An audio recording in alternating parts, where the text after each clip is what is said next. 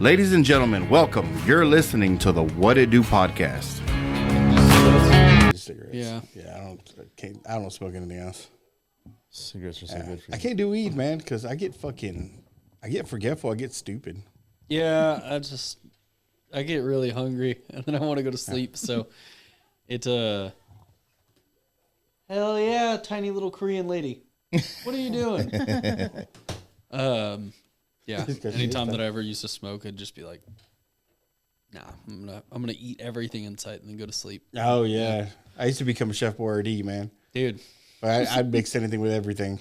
What all goes with ramen noodles? Everything. I remember one day I got home and I was high as shit, and I made Allegedly.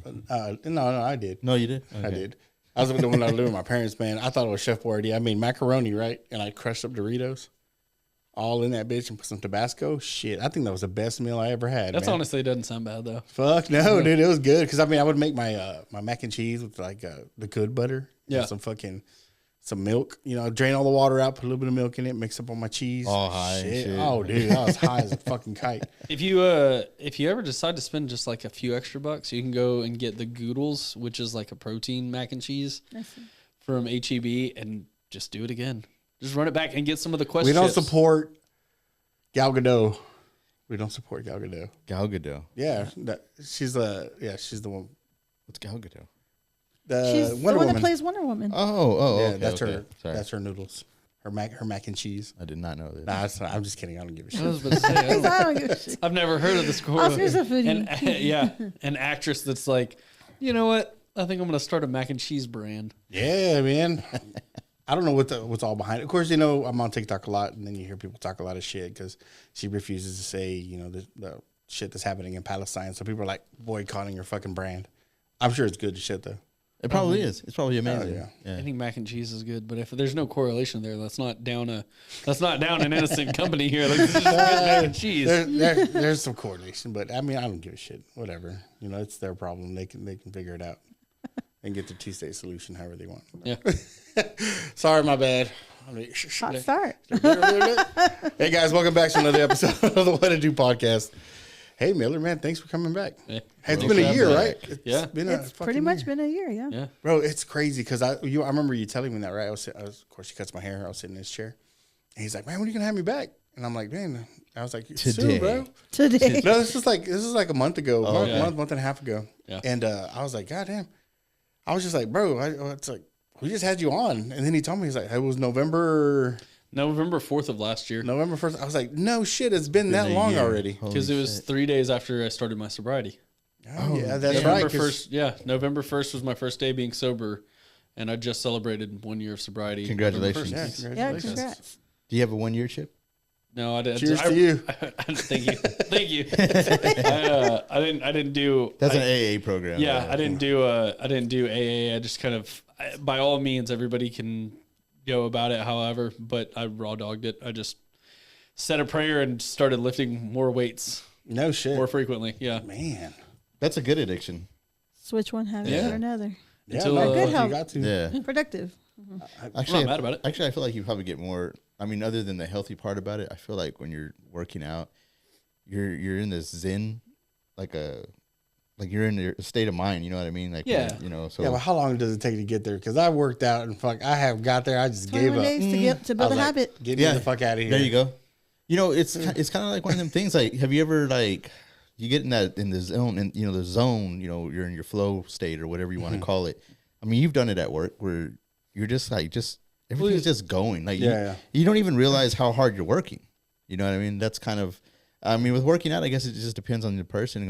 For everybody, I'm sure it's different because it is hard. Yeah. And you're gonna feel it for at least a month. Which we're disincentivizing when I go to the fucking gym. When I went to the gym, I should say.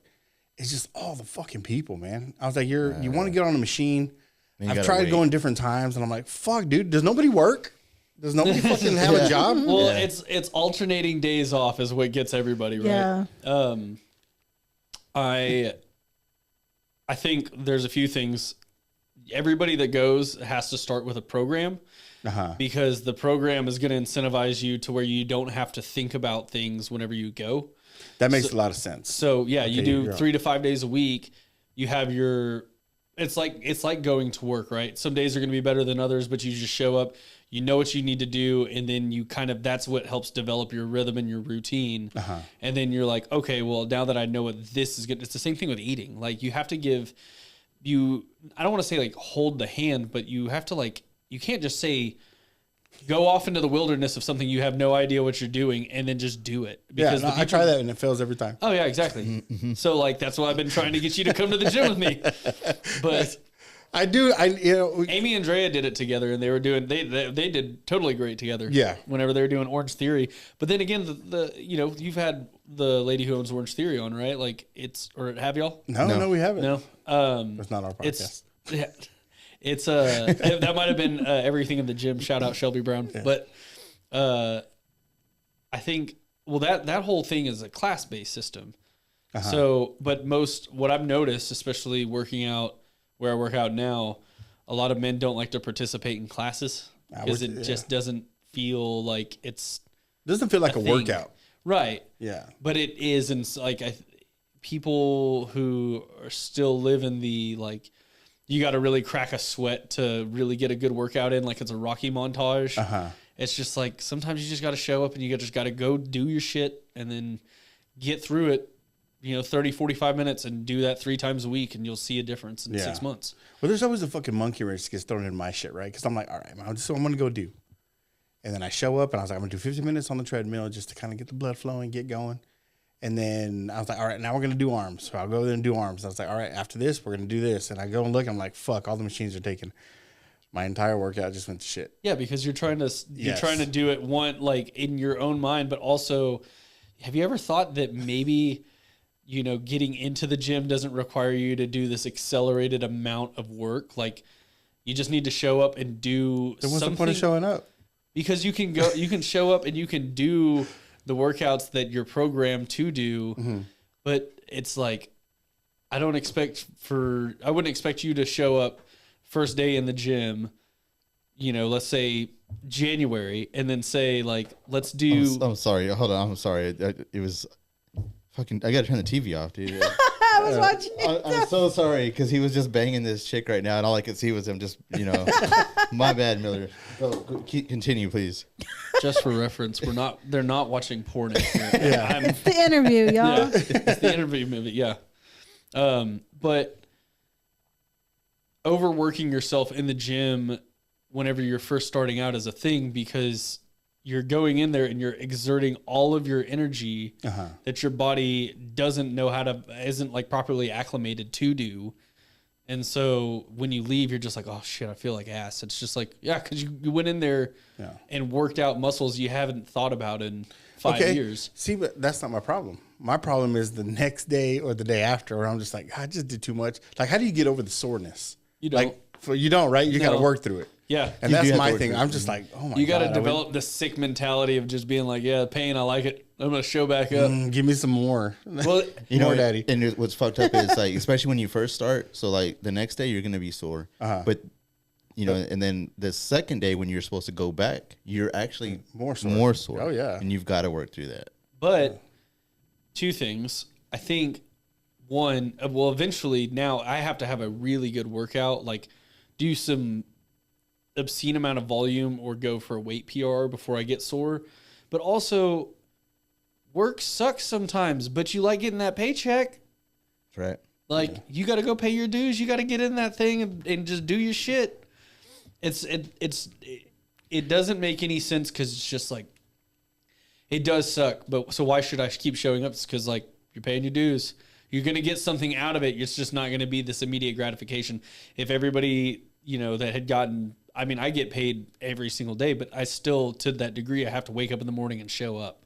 Yeah. Same thing with people that work and get paid every 2 weeks. You still got to work your 2 weeks before you get your paycheck. Yeah. It's kind of a good way to look at it. Yeah, like you're just paying your dues. Like, you just got to show up and do your shit, and then. So what's the paycheck? Paycheck is it's your health. Yeah, fuck that. It's like, I want some fucking. Everybody disregards health until you have a health issue arise. That's why you're supposed to take pictures before, day one. That way you can see your progress.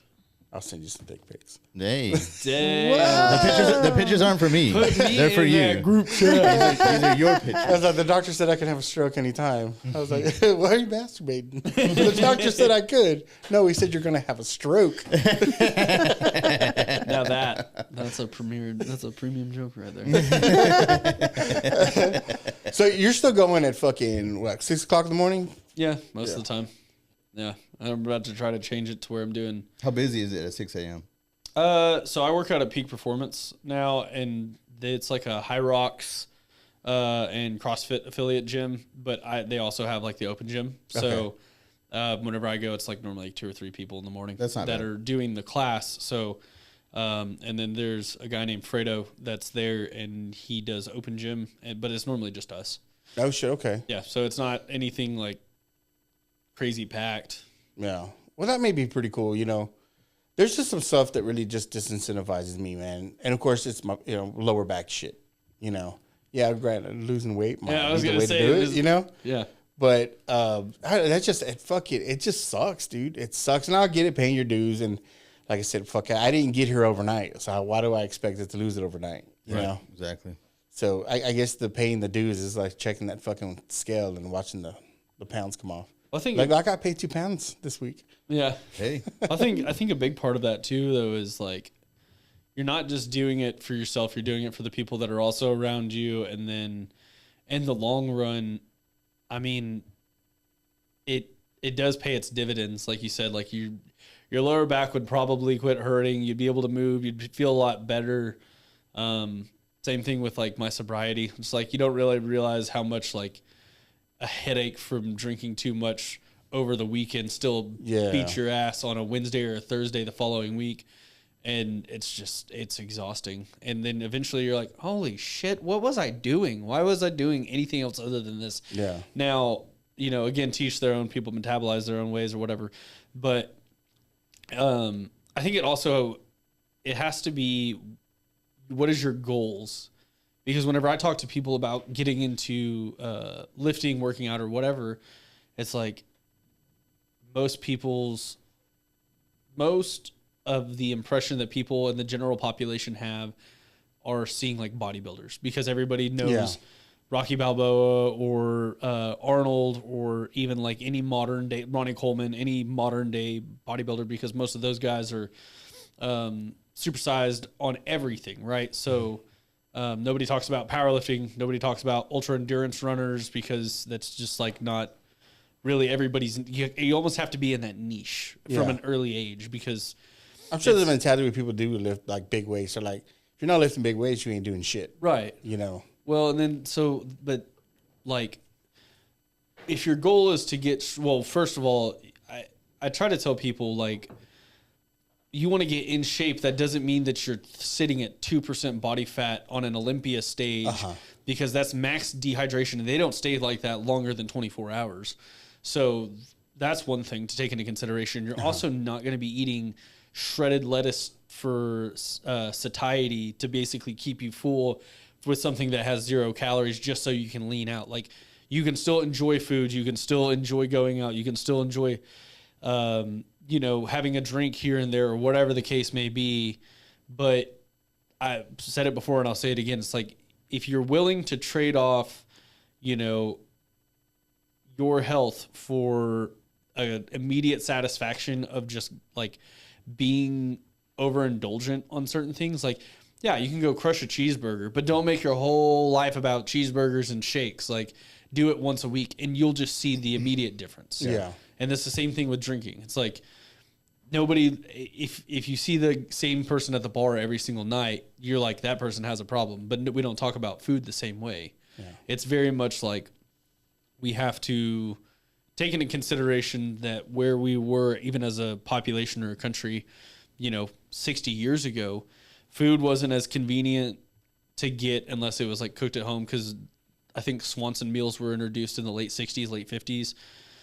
Fast food establishments weren't as prevalent. People didn't work as much. Like, it's a whole systematic thing that's created this epidemic that we face now. Yeah. And it's unfortunate because there are a ton of people that just are not motivated to go or have no desire to change. And then it's like you're just kind of playing in the system because you eventually just become another statistic. Yeah. And instead of trying to beat the statistics and becoming somebody that like isn't going to be relying on medicine or a cane or a walker or in hospice by the time you're 70, right? Like you can choose now the hard things so that way you don't have to be, the choice isn't made for you in 20 years. Yeah. You know what I'm saying? And a lot of my eating has changed, man. Like I have lost weight. I'm going to say I haven't.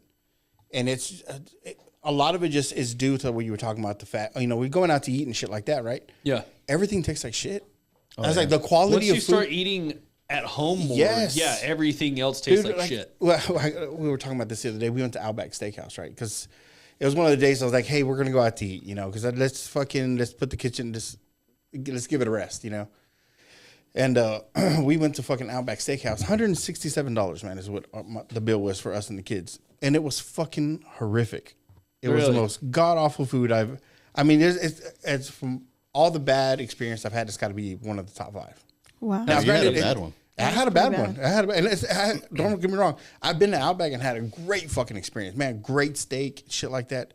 Yeah. Just that day, right? It's so hit and miss whenever you go out. Absolutely. Whenever you go out, it's very hit and miss. You know, and like, it's like everything's either fucking fried or, what I want to call it, the fucking fillers have overtaken some of these places. Where it's just garbage. It's garbage that they're feeding you. yeah. You know, so that fucking bill, I was so pissed off because I'm like, man, for literally half of what I spent here, we could have had some fucking awesome steaks at the house. I could have had my fucking Steaks or sex? I heard sex. both. Comes after the steak. Yeah, if you're not too full, it's like, let me I got to settle this stomach first.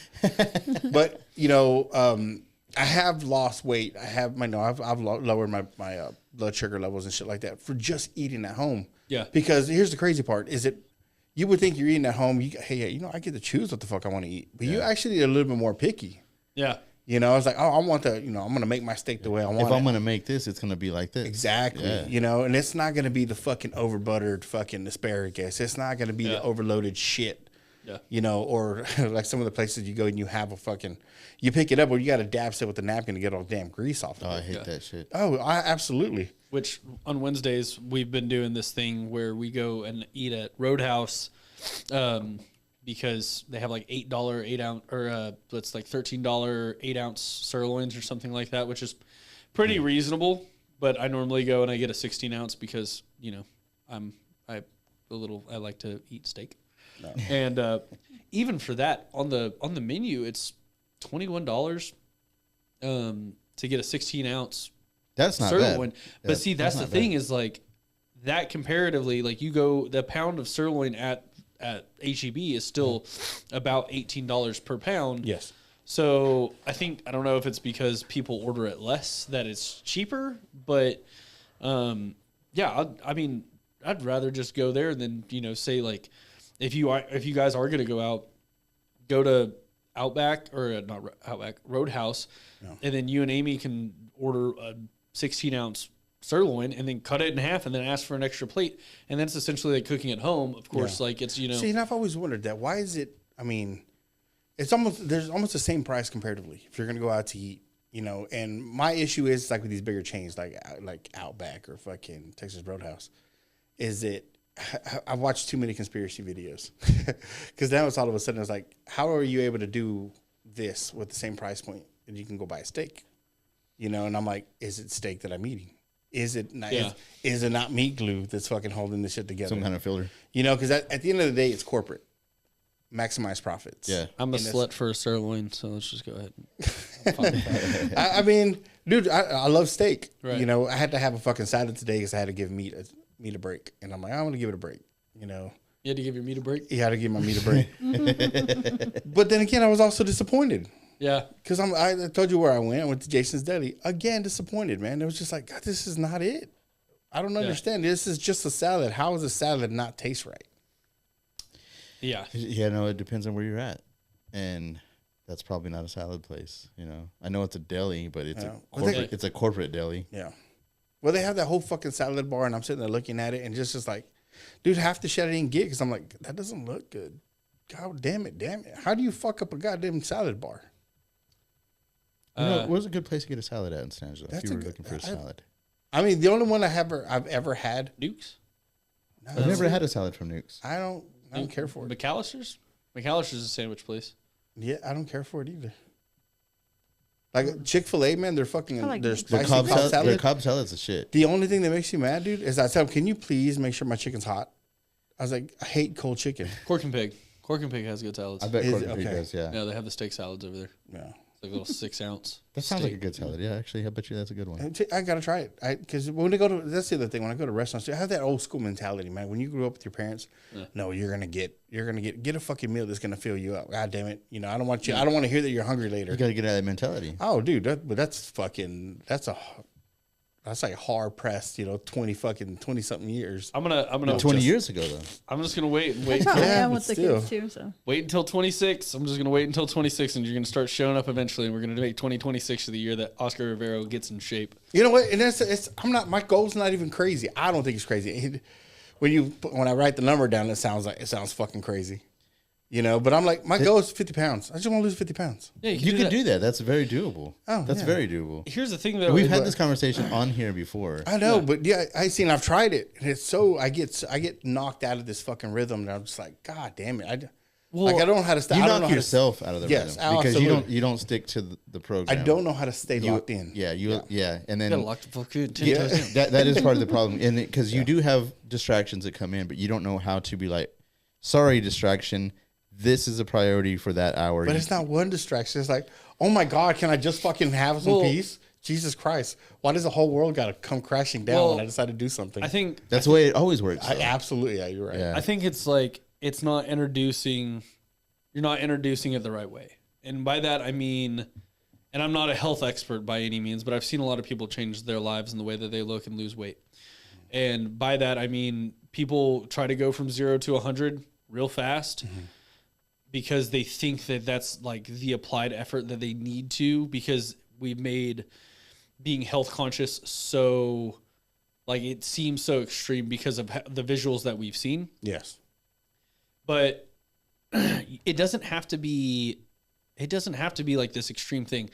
We've talked about it before, like cutting back on like the drinking, like it's 50 pounds, right? So every meal that you think about eating, instead of doing like fried chicken, do grilled chicken, or have like throw in that salad here and there, start walking a little bit more. And I know that you already walk a ton, but there's just like small, simple things that can be applied that will just change everything. Yeah. See, and I've kind of broken that down, because yes, I do get around. There is a lot of movement. I do move a lot. Yeah. Well, you're also what, 42? 42. Yeah, you got it. Yeah. Yeah, you're out of money. Yeah. Mm-hmm. So you're 40.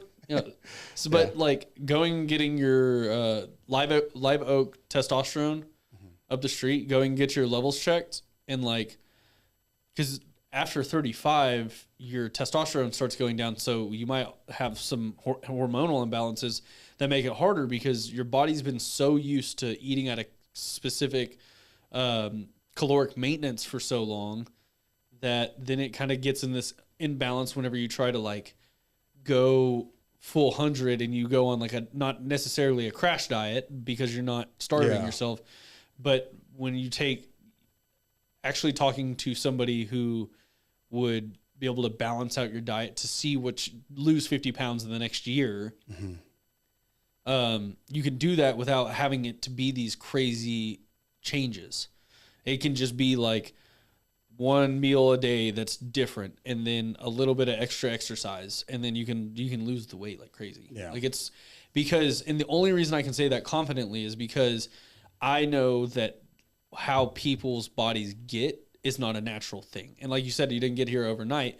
It was one decision after the other that led into where you and a lot of folks are at now. And even some people can be like our size and still be extremely unhealthy. Like I have friends that are our size and still unhealthy because of the habits that they have. Skinny fat. Yeah. Well, I mean, like, we went and had a cigarette, before we started this, and it's just like some people look healthy, but they're not fit. You know what I'm saying? So I think that it's one of those things that has to be, there's like layers to it. Yeah. Well, I mean, I got some specific goals. You know, like I want to go back I want to go back on a cruise. Shit's fun as shit. I love snorkeling. You know, I want to get back to where I could go underwater for fucking, 50 to a little over a minute under the water, because that was cool as shit the first time I did it. Yeah. You know, go down there and fucking hit the sea bottom. I can't do that now. Fuck no. I mean, put me in 10 feet of water, I'll go down and touch a turtle, but I gotta come right back up. You know. Yeah. But that's I don't give a fuck about getting on. Like, I watch TikTok a lot, right? Because it's kind of one of those just mind numbing shit. When you get home, you just want to scroll through shit. And you see some of these people, like right now, my algorithm is these dudes who are like, I don't watch videos of people that were 400 pounds and lose a lot of weight, because that doesn't compute to me, you know? Or somebody who's fit already telling me, hey man, you know how to lose weight? And I'm like, yeah, whatever, nigga. You've never been as fat as I am. Yeah. You know, so it's just a weird mental thing that I got. It's a pride thing. Yeah, it's a pride thing. Yeah. And then you start seeing these guys that weigh as much as you do, as much as I do. And I'm like, oh, fuck. And then you watch the little transformation shit. And they're like, God damn, how did you get down to a fucking 190 pounds in 6 months? Or maybe not 6 months. It was like eight to months to a year or something like that. Yeah. But still, I mean, there was, of course, obviously it's dedication. You know, it's like, dedication, and then probably some anabolic help as well. There are some people that can really just dedicate themselves to it. But I mean, you got a totally different screw loose at that point, because I've even talked to my friend and I tried to encourage her this morning.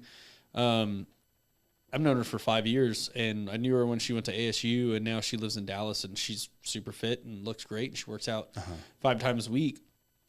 And I was like, you really should consider like trying to.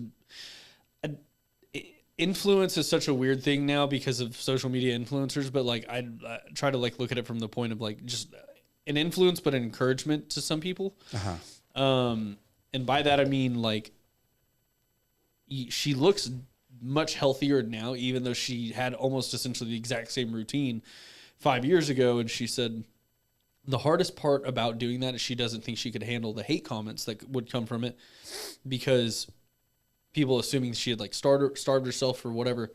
And I was like, well, let's look at this from, one, you can't believe what people say when they talk shit about you, because that's, you have to have a little bit more confidence in yourself. Yeah. But then you got to realize a lot of it's projection. Yeah. Well, but I mean, even if it's just projection, as somebody who watched her over the last few years, it's just like your cortisol levels aren't spiked from being in school. You're a college graduate who has a big girl job that can have, and you have a stable income, and so you're able to buy more nutritious, dense food. You can spend more time prepping your food as an adult. You're drinking significantly less than you did in college. Like, you're doing a lot less bad habits, and you've adopted more health conscious habits. And by the result of that, you've lost all the extra weight that you didn't priorly. But like, it's those small changes over a longer period of time, because the smaller the changes are, the longer it's going to take you to get there. The bigger the changes are, the shorter amount of time. But at the end of the day, it's the lifestyle change, because there's I'm sure y'all are familiar with Tom Segura, the comedian, and he had talked about probably like last year on a podcast with a guy, I think it was the Modern Wisdom podcast, that every time he would hit the number on the scale, he'd just go back to doing whatever he used to do, because that was the goal. Like, the number on the scale was the goal. The goal wasn't the lifestyle change. And so every time he would hit the number, he would go right back up and just go get a cheeseburger, gain more weight or whatever, because the process to get to the goal was miserable enough to, once he got there, he wanted to get out of it again. Yeah. Like, make it an enjoyable process that you can, like, you don't have to eat the shredded lettuce just to have satiety. So that way you can starve yourself into the weight that you want. It starts with, meal. Whenever I talk to people about meal prepping, it's hard to meal prep three meals a day for 5 days out of the week or whatever. But it's like, you don't have to do that. Start your day with a super simple breakfast, like a protein shake, a yogurt, and like a banana. It's carbs, fats, protein, and you're straight. Where's the tortilla come in? With No, I'm butter, just kidding. I'm smothered in Wait butter. for it. Wait for it. Because I keep a pack of tortillas at the shop. Oh shit! Okay. And then you can meal prep your lunches. So that's 5 meals of like whatever you want to cook. Make sure it's like 50 to 60 grams of protein, sometimes 75, whatever. And that's like 8 ounces of chicken thigh to make it cheaper. You can do 8 ounces of chicken thigh. It's like 72 grams of protein. And then do dirty rice or whatever you want to and like a veggie. And then get like the carb balance, like tortillas. I know that they're not tortillas, but you know, it's a compromise. And you can have that for lunch. You have that five times a week. You're already cutting out a massive. You're in a calorie deficit at that point, and then you just kind of freeball whatever you want to at night for dinner, because then you can still keep your dinners out with your family. You can kind of cook whatever you want to because you probably have a little bit of caloric bank, and then it's mainly about your weekly caloric intake as opposed to the day to day, which is why calorie banking is basically where you're eating at a higher deficit for a few days out of the week so you can kind of indulge a little bit more on the weekend. Like eat a little bit less Monday, Tuesday because you know you're going to have a few bourbons on Wednesday, and then go back to your Thursday, Friday, Saturday schedule that would be the same as like Monday, Tuesday. Yeah. It's one of those things where it takes a little bit more effort, but the little bit more effort makes the whole process a little bit easier. I got you. But I think that's just something that people tend to miss because it's just been made so. Would you say that planning it out is key to have it like scheduling, like even when it comes to like eating, like, all right, well, you know, these are the days that I'm eating good. That way, when I get to these days, I can kind of, right, you know, enjoy, I can splurge a little bit. Yeah. Same thing with working out. Like, you know, these are the days I'm gonna hard rest. You know, light workout. Yeah. So I mean, it's good to have that mindset if you're mentally there. But Michael Smoke says it really well. I don't believe in cheat meals because cheating would imply that I'm unhappy in what I'm doing, and it's like being health conscious is a happy thing, like, right? Yeah. And if your diet's miserable, then you're always going to want a cheat meal. So you're never going to be happy. You're always going to be looking forward to that next cheat meal that you can have. The dude eats how he eats. He doesn't really track his macros. Of course, he's been doing it for a while. So he worked out for a long time. And I think to the effect of somebody who's getting into it, it's good to track just so you can kind of have like a index in your head of how much food you're eating and what the macro breakdown of it is and like what the caloric intake of it is. But after a while, it's just like I can look at a meal and know what I'm about to eat. Yeah, that's true. And yeah, because it becomes like this routine. But then, you know, you're sitting around on a Friday night just hanging out with the family and you want to have a pint of ice cream, then have the fucking pint of ice cream and then just go back to doing what you're doing the next day. Like, it's cool to have a treat every once in a while, but if you call it a cheat meal every time you have a cheat, then you're trying to say that you're just miserable doing what you're doing. And then who wants to fucking live a miserable life? If you want to go every time I go to Dallas or Austin, and I mean, like, if you look at my Instagram story, like, most of the time it does look like I eat like shit, but I'm also mainly sharing the meals that I'm actually. It's just fascinating because goddamn, you travel a lot. Yeah, well, and then I like going to I'll go get a 4x4 in a strawberry shake at In-N-Out. That's like 1,800 calories, but I'm gonna go crush it because I know that I'm gonna be really active that day, and it's one meal. Yeah, it's one meal out of my. I mean, what is 3 times 28 meals out of the week or whatever? Yeah. 3 meals a day, 7 days a week. Like, it's one meal. It's not going to kill me because I decide to have a 4x4 at In-N-Out on a Saturday in the afternoon before I go run around, and I probably won't even eat anything for dinner because I'm just running around like a madman. I'm curious what a 4x4 is. Oh, you have never had a 4x4? I've never had a 4x4. Ooh, well, I've only been to In-N-Out twice. A 4x4 is just, so they have the single cheeseburgers and then they have the double, which is double meat, double cheese. Well, 4x4 is 4 meats and cheese. Yeah. Oh, shit. It's wonderful. It's an off the menu thing and it's great. I did not know that. Yeah. A double. My older brother. Sounds like meat sweats at the end of the night. Just go to Carl's Jr. At that point.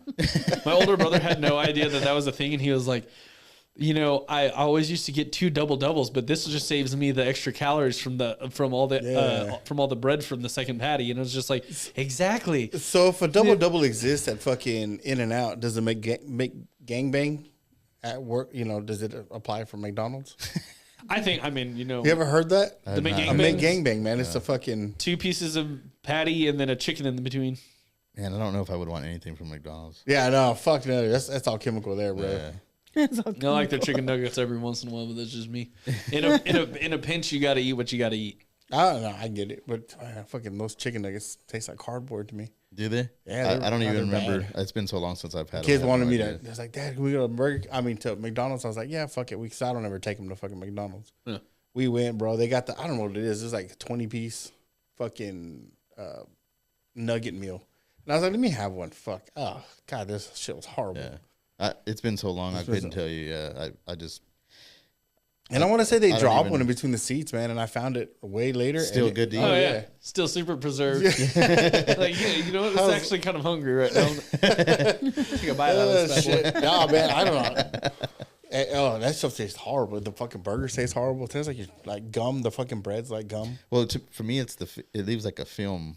Yeah. Oh shit. That's how I feel whenever I eat their fries. Right? There's like a film left in your mouth. Like, what the fuck did I just eat? But I also, depending on what time we finish this, I might also run by McDonald's and go get a Big Mac. Because sounds like a good day for a cheat meal. Because here's the thing. As I said on Wednesdays, we normally go to Roadhouse. I came over here right after work. Oh shit! Okay. So he's missing out on his steak. You're missing out on something. I'm just missing out on food right now. I guess you guys had dinner.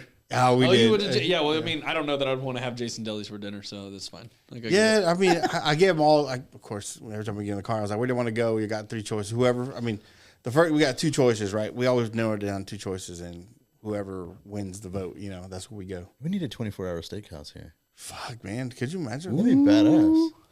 Yeah, there you go. Just get a food trailer, bro. But it's only a steaks. Like, we only sell steak. It's a steakhouse, a genuine steakhouse. We don't do all the other shit, I've been wanting to do this for a while. Y'all want to do a podcast on the road and then go to Amarillo and go to the Big Tex and try to go eat the 72-ounce steak? Damn. Oh, fuck. That actually... Man, I don't know. I feel like you could do it. I feel like you could do it as much as you eat steak. Yeah, it's a day trip. It's a day trip for the fellas. You're a little too excited. I want to go so bad, and I want to go with. Have you seen that movie, The Great Outdoors, with John Candy and that's a classic. Yeah.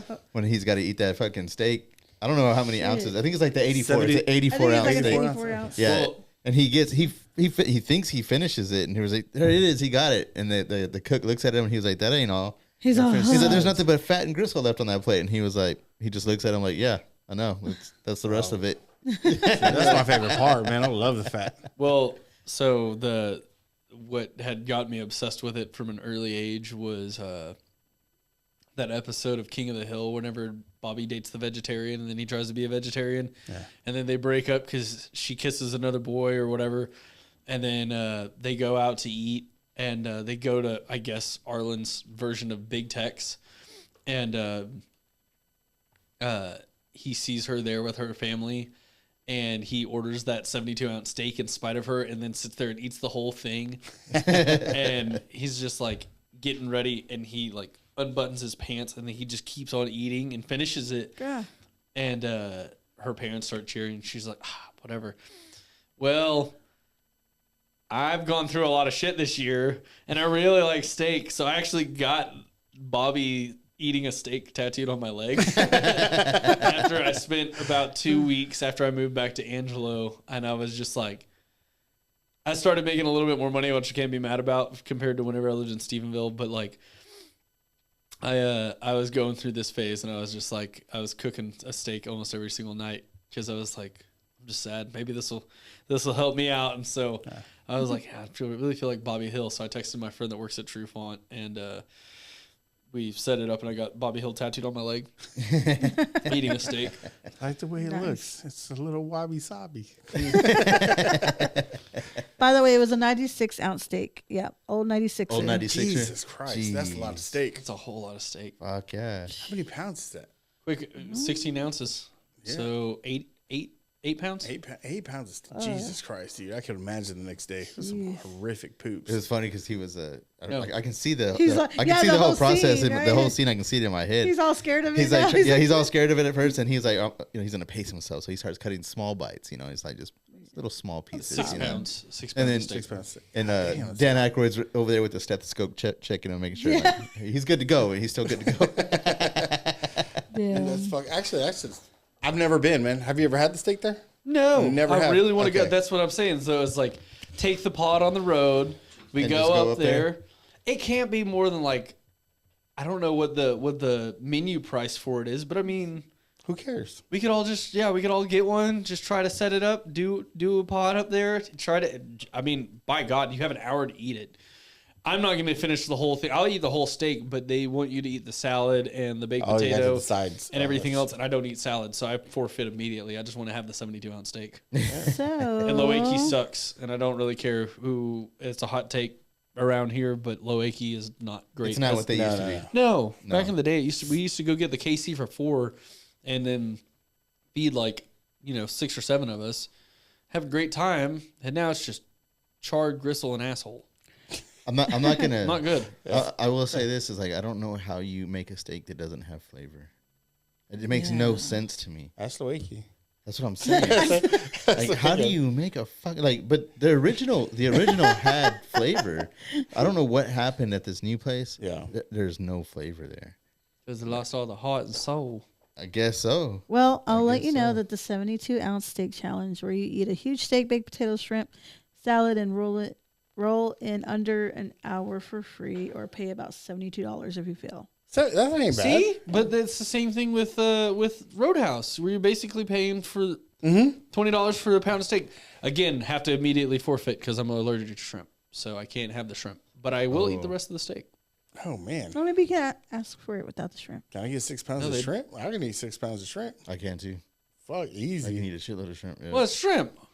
Yeah. He's like, that's shrimp. That's That's like not nothing. steak. How do you like your steak? Rare and medium Oh rare. fuck yeah, that's what I'm talking about. Yeah. If it's a good like fillet. Now here's where I'm torn on this though, and this is, I mean, I love that we're just talking about fitness and steak right now because it's just like let's goes let's get together. let's get in this You're pretty conversation. hungry, huh? So I'm a big fan of if I get a good if I go to 01, they have the sirloin there. The sirloin cut there is incredible. Love it. I can eat it medium rare, or blue rare. And I don't mind a filet blue rare, but then I feel like I'm kind of wasting the meat because I really want to like indulge in the flavor and the way that it's cooked. Yeah. So I'll normally do a medium rare. I'm not a ribeye guy though. I don't know about you guys, but I'm not a ribeye guy. I Are like you the really? fat. Yeah, Yeah, not my that's- favorite part. And So there's you like the nothing- ribeye? Yeah, Yeah. love the ribeye. There's nothing that pisses me off more than gristle in a sirloin. Really? Oh no, I fucking.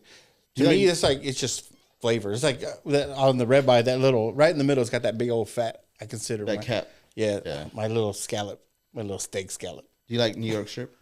Yeah, they're a little bit. I mean, I've never had a great New York strip. So I can make a great New York strip. Like I can, but my wife doesn't like New York strip. Because it's very lean. There's hardly any fat in it at all. She's like you. She likes to have the fat in the meat. So of course ribeye and filet. That's her favorite. Okay. Yeah. See, and I can't do sirloin. I mean, I'll eat it. I can make a good sirloin, but it's just not my favorite cut because of the fat. I need more fat. You want more fat content in It it. bums me out though because you said that you didn't like Outback, but every time I go to Outback, I'll get the porterhouse. Give me 22 ounces of Forget steak about and I'll just crush it. Okay. Porterhouse steaks are good. That's right. But it's also because it's the filet and the New York strip and the same. Yeah. That's right. Well, kind of. Is it not? No. They're so it's all off the T-bone. Your New York strip is on this side. I think I can't remember what side the fillet is on. And then your ribeye is on the other side, isn't it? No, the ribeye's not on there. I forget what else on there. There's 3 cuts of meat Can we get a check on this? on the Yes. T-bone. But the New York strip is on its own on one side. Yes. It's a bit further back, right on the cow, closer to the hip area, right? Because you get all your Where do you get your ribeye, or you get all your. Where do you get your T-bone from? It's off the T-bone. It says a T-bone is essentially 2 steaks in your strip and the filet mignon. tenderloin. Just buy a T-shirt. Oh, okay. So the T-bone is just those two steaks together. Okay, so what's on a one side, porterhouse? the porterhouse. I don't know. That's a good question. It says a T-bone is distinguished from a porterhouse by the size of the tenderloin. Oh. Oh, so the inside is the tenderloin on a porterhouse. Did I get that right? I believe so. Yes. Okay. Yeah, I'm not a fan of tenderloin either. I used to have a fucking diagram. It was a Yeah. fucking cow, and it had all the fucking cuts. It had all the cuts of meat on it. It was a badass diagram. I had one of a deer too. Well, it's right here. Oh, it's right here. Oh, you got it there. Print it out. Get it up here. Yeah, we need to put it right here. We get everybody to circle with their favorite part. Circle your favorite part. Actually, that's not too. I mean, I may be down for that, depending on how quick I can get the lease done, and then I'll ask. It's a 5-hour drive. We need a driver. We need somebody to drive back. Driving back for sure, because we're gonna be like, Or then we just have at a rest stop. I drive. Me and my little I drive in my 6-ounce sleep. versus Anyways. we can just drive up there and then drive back. We'll be fine. Like I'll make the drive. I can handle that. It'll be good. Fuck yeah! I'll give me another set of meta glasses and we can do it. The whole fucking Yeah. podcast on meta glasses. we could do that like that. That's Well, then true. we could set up like a dash camera on the front of a vehicle that do like the wide angle lens. Oh to yeah. be able to, You can do that with the phone. It's I easy. guess so. Yeah. The I don't know what the hell you call it. I got one of those mounts that's kind of there you it's go. kind of like that mount right there where you can angle it up. Yeah. And then you just put the wide angle on it and it catches everybody. Actually, that sounds pretty fun, man. I'm busy. Sorry. New segment of the What It Do podcast. You just start traveling to different places to go try food. Oh, fuck. Don't do that to us. Gosh. Oscar's trying to lose weight, bro. You know what? If it depends on what it is. If it's not garbage, it can't be that bad for you, right? It's a steak. No, That's true. Yeah. I mean, You know? like we're at 72 ounces of steak's probably not good for anybody, but it's still steak. At the end of the day, it's like At the end of the day, I'm gonna take some home with me. hear me out. Yeah. I'm did going it. to eat. If I'm gonna indulge on any two things that in mass would be bad for me, it's gonna be steak and Flintstone vitamins. How bad can it really be? But it's also good for you. So fuck it. I'm gonna do it at least once. I'm gonna eat a whole jar of Flintstone vitamins. Do they still make Flintstone vitamins? I hope they do. If I they don't, believe they do. Yes, That's I think they made them Seen gummy in though. So I don't- long. The originals were the chalky. The original chalky. They were ones, chalky, They yeah. were, yeah, they were good. but like they're see. good. Here's the thing. They were kind of tangy a little bit. Yeah. And I they're don't mean to flavored. hit on a sore subject, but I mean they said that Tylenol during pregnancy might cause autism. I think maybe the lack of kids eating Flintstone vitamins whenever they're kids might have a direct effect on why people aren't as smart nowadays. Could be. Hey, Mental development. I don't know. We're putting out that I'm gonna get my ass in trouble for saying that. People are gonna be like, "You are a terrible person." It's just like, have you ever met me? Like, yeah. I don't know. I don't. You don't listen to anybody younger than you, bro. You're like, I've you're, been you're under- too young to know what pencil vitamins Yeah, they don't are, even know. I've Yeah. been undiagnosed with a lot of things my whole life, so let's not attack an ally here. No, How old are you, Miller? I'm 30. I just turned 30 in Oh, okay. September. Wow. You want to go down that rabbit hole? I was born on. You asked me the other day if I remembered 9/11. You asked me yesterday if I remembered 9/11. My birthday's not 9/11. I turned 6. Oh shit. Oh, Yeah, I had shit. self-awareness from a very early age. Yeah, I I walked back. won't even go there. I walked back in the classroom, and the teacher was in tears, and nobody had an idea what was going on, and the TV was just in the corner, and I was like, It was Did an I do inside that? job. "Yeah." Bush did 9/11. It was Bibi. It was Bibi Netanyahu. Well, we didn't know where I stood. Now we do. Yeah, that's fun. I was editing the last week's episode, Uh-huh. and we started off. I was gonna cut it out, but I'm like, nope, we're leaving it in there. We started it off right in that shit. Like, you were like, the Jews did it. It was just like- the Jews The Jews. and the 5 dancing Israelis had their camera set up. I was like, yes, that's how we get into this episode. That was fun. Oh shit! We don't at least touch on it. I mean, at least once. Yeah, I've got to put it out there. Gotta do it. Let's the not talk word about style. touching on anything with the Epstein files still not released. Oh, dude, that's enough. You know what's crazy is, Yes, we're gonna get into it. yeah, oh yeah. So Let it happen. They keep talking like we're gonna release the Epstein files, which yeah, sure they should, but it's like it's a shitload of them. But they still haven't said within the Epstein files is the black book. That's not part of the Epstein files, apparently. Oh, that's such all the bullshit. Epstein files is all their shit for like their investigations and all that, but they're still not talking about the book. That's what everybody really wants released. Yes, but that's not. We want to know who's involved here. We don't. I mean, all right. So it's all of them. All of them. It's all of them. Did you hear Mike Johnson today? No. Or was it today or yesterday? He's like, well, if we release we're releasing files that are unsubstantiated, and I'm like, bro, you sound guilty as fuck. Yeah, you sound absolutely guilty. I don't want to listen. His name's in there. Yeah. I think they all are. It's the same thing, but this is what bugs me about it though is like each side is like the Democrats will say like, oh well, Trump's not doing it because he's guilty, and it's just like, and Epstein had a painting of Bill Clinton in his fucking house, and then it's like the Republicans are like, well, Democrats are all perverts and pedophiles, and it's just like Rudy Giuliani was in that Borat 2 movie trying to solicit sex from a 15-year-old, and everybody forgot about that. And honestly, fuck Rudy Giuliani too. I mean, like, whatever. But, like, it's... Well, the Biden administration had a chance to do the same thing, and they didn't do it either. No. So it's like... Well, all of them suck. All of them. Yeah. All of them suck. Yeah. To me, the most annoying part, right? So, all right. People all up in arms and shit. They want their Trump's in the files and stuff like that. I'm like, look, the only reason you're in it, or the only reason you're so upset about it or up in arms about it is because he's in there. You're willing to take this dude down. Yeah. Okay. I want everybody exposed. Yeah. We are not the same. Mm-hmm. I mean, if he's in the fuck, throw his ass in jail. They just want that one guy. I was like, no, I want. Yeah, I'm with you. I want all of those motherfuckers. All of them. Let's string them up. I mean, I don't know what the fuck we got to do. We need to know. Let me know who's in. They're not going to. Everybody. Yeah. Because why would they? Why? That's the thing though. Is like, why would they rat on themselves? They're not. Right. Because then it's here's the thing is yes, total exposure, total just transparency on everything. But the second that happens, we have immense societal decay. Yeah. Everything collapses. The whole government collapses. America as a whole collapses. Majority of the countries in the world probably collapse. Yeah. Daryl Cooper does which I don't know if I ever sent you that podcast, but it's something to listen to. But Daryl Cooper does like a whole dissection of like Jeffrey Epstein and his beginning of like where he started. And he was like never a super bright student. Yep. He got into like colleges based on like just who he knew. He should not have ever passed any. He became a professor at a super early age. Yeah. Like just really weird shit. And it was just all these little things. And how does a guy that has absolutely zero connections with 3 years... He just wormed his way in. Yeah, well, he was just set up. He was filed in.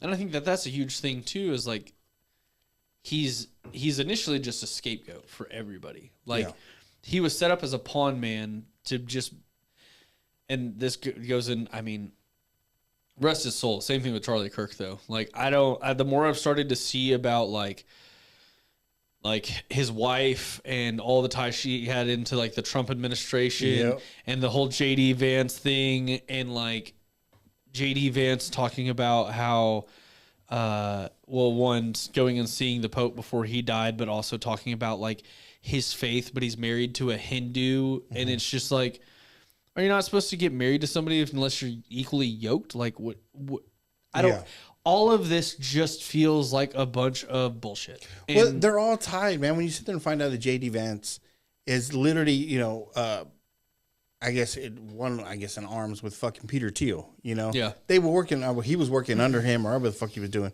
And you're just like, everybody's just tied in with everybody. Yeah. And God, who is it? I just found yesterday, Peter Thiel dumped all his NVIDIA stock. Peter Thiel knows about the Antichrist. Yes. That's a funny episode. Know about the Antichrist. Peter Thiel. That's funny. Fucking South Park. But George Carlin says it best whenever he says, it's a big club and you aren't invited. Yeah. Like, right. Fuck you. It does not matter. And I don't know if it's a bad idea it's going to suck if everything, like I said, the list comes out, everything goes to shit. But look what's happening in Mexico. Well, Mexico City. I'm like, man, it's time to the system only works for those privileged few. Yeah. Well, that play into the game. Yeah. But also It's happening literally everywhere. And not to get, I mean, like the last episode we did together, we explored religion and stuff. Mm-hmm. And for me personally, the further I've gotten into when we talk about society as a whole and how we've mechanized alcohol as a social norm to the effect of, like, why is that the thing that takes the edge off? Like, why is that at one point in time, alcohol in society as a whole, like grand scale of just the world in history, it was used for celebration or it was used as a luxurious item. Like, you weren't just like drinking all the time as much as people in modern society do. But that's also it's not even a theory at this point. People are obviously way more depressed and anxious about everything nowadays, but it's because they keep a phone in front of their fucking face. They're dehydrated. They don't do X, Y, Z. They have no faith. They have no clear steer point. But similarly with just like where this impending doom of, like, well, what happens whenever society collapses? It's just like, if you really read, I'm going to say it for what it is. If you read the Bible, like we're living out something that we should have already been completely aware of. Like, we're going to see total and absolute societal collapse. Because that's the whole point. That's the next step of globalism. We have to get there. Yes. That's the next step. And it's, the thing is I think where people have gone wrong historically, and even from the perspective of a Christian, and this hasn't been something that's super fleshed out, is the more that people try to become their own savior, the more fucked we've gotten. Because the more you're anxious about something that's going to happen and you don't know how to prevent it, and the more you try to prevent it or intervene with it, the worse you make it because it becomes more unsetting, if that makes sense. You know what I'm saying? Like, the more you try to avoid to make something happen, the more you're making it going to rapidly happen because you're taking all the steps to make the thing occur. Like, if you're anxious about, you know, what's going to happen tomorrow, if you're wound up about something that could potentially happen tomorrow and you're trying to do all the things and people can actually kind of tell that you're a little frazzled or your nerves are like it's a mistake. It's the same thing with like a Twilight Zone episode where it's like you're aware of how you're going to die, or you know what age you're going to die, or you know what circumstance you're going to die, and you're trying to do everything to basically like stop your own death. You're going to wind up fumbling into it one way or the other. Like, it's the same thing with how we are now. It's people trying to become their own savior by their own desire and their own ability, that they're trying to, it's this Trump is going to save America bullshit. And I talked to a friend about it the other day with like the Roman Empire. And it's like Constantine made Christianity the religion of the Roman Empire. And then there shortly after it fell because anybody that opposed Rome before Christianity would be killed. Because it was just this, it was like there was no tolerance for an open mind or any sort of movement that opposed the emperor, the empire that was Rome. So in America, we're based on Christian fundamentals, which allows people to have the freedom of expression and religion and so on. So by that, we've allowed people to come in because free will, freedom of expression, freedom of religion, so on and so forth. This country was founded with the intention of eventually it's either going to evolve or collapse. And we haven't allowed it to evolve. We never kept any we didn't protect the traditions or the foundation of what the country was founded on.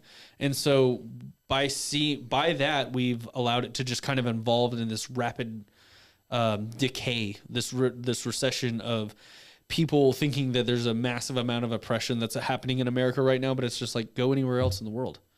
Like, you're getting arrested for speaking out against the government in the UK right now. Yeah. You can't have a podcast like this pretty much No, anywhere you in can't the world. fucking, you Not can't like go, this. you can't go preach on the street corner out of the Bible there because it's considered a hate speech or whatever the hell it is. But it's just like anywhere else in the world, we're watching society collapse, and it's, people think that there's something that we can do to deter it.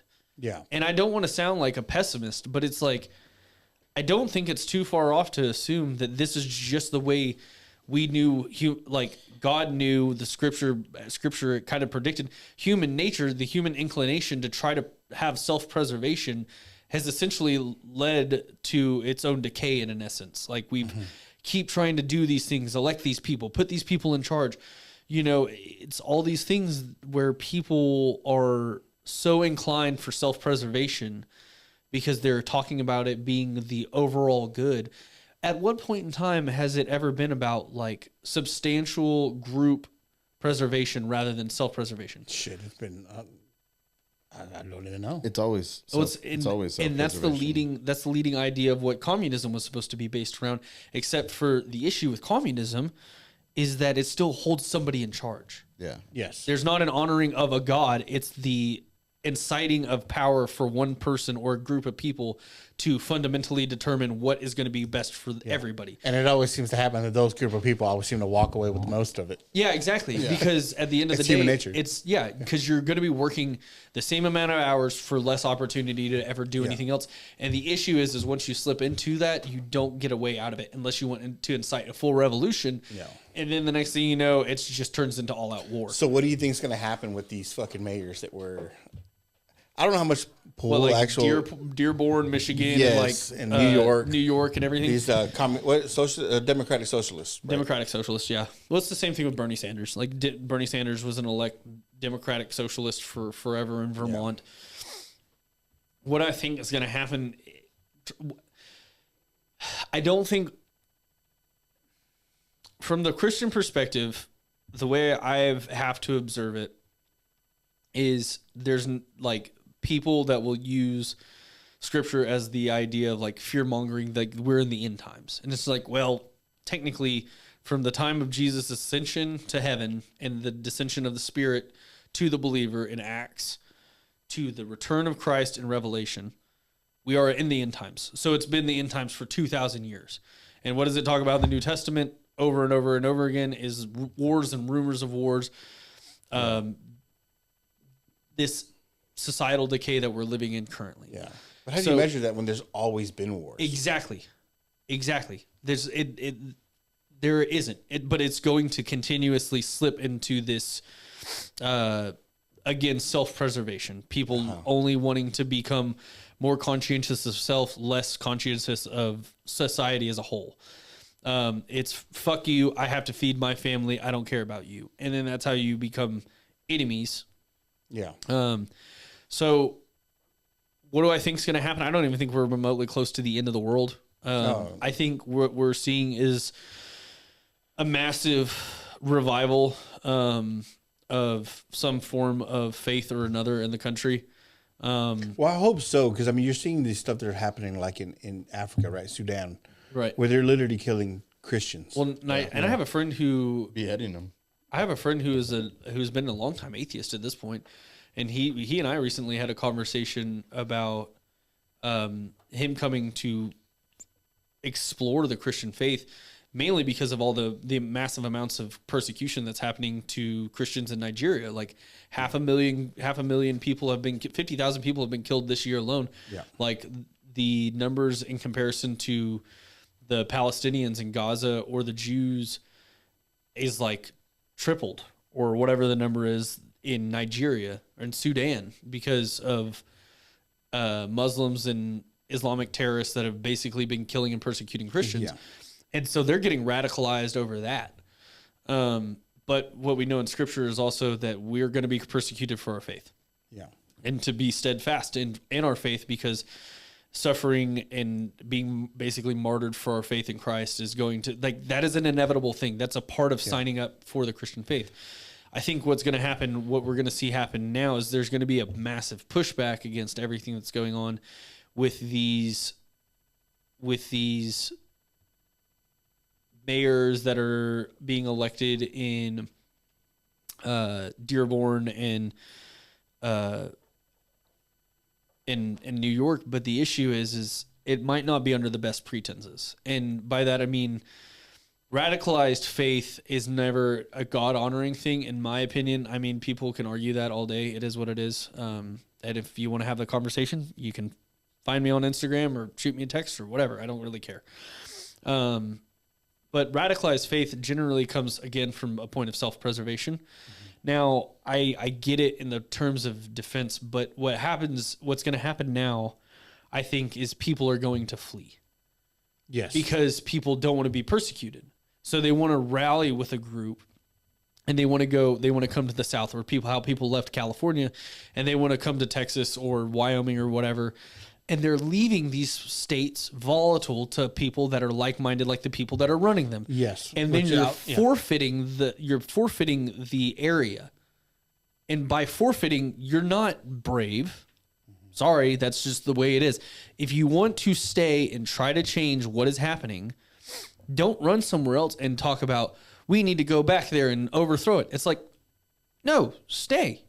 Stay and be persecuted for what you actually believe, and face that shit head on. Yeah, because the only way you're going to change it is by staying. Yes, exactly. Yeah. So what do you think is going to happen whenever all these people are like, well, now we have a Muslim socialist you're abandoning all the people that can't do anything for themselves. Mm-hmm. You're forfeiting the areas because you're not willing to stand up for what you believe in for the sake of persecution.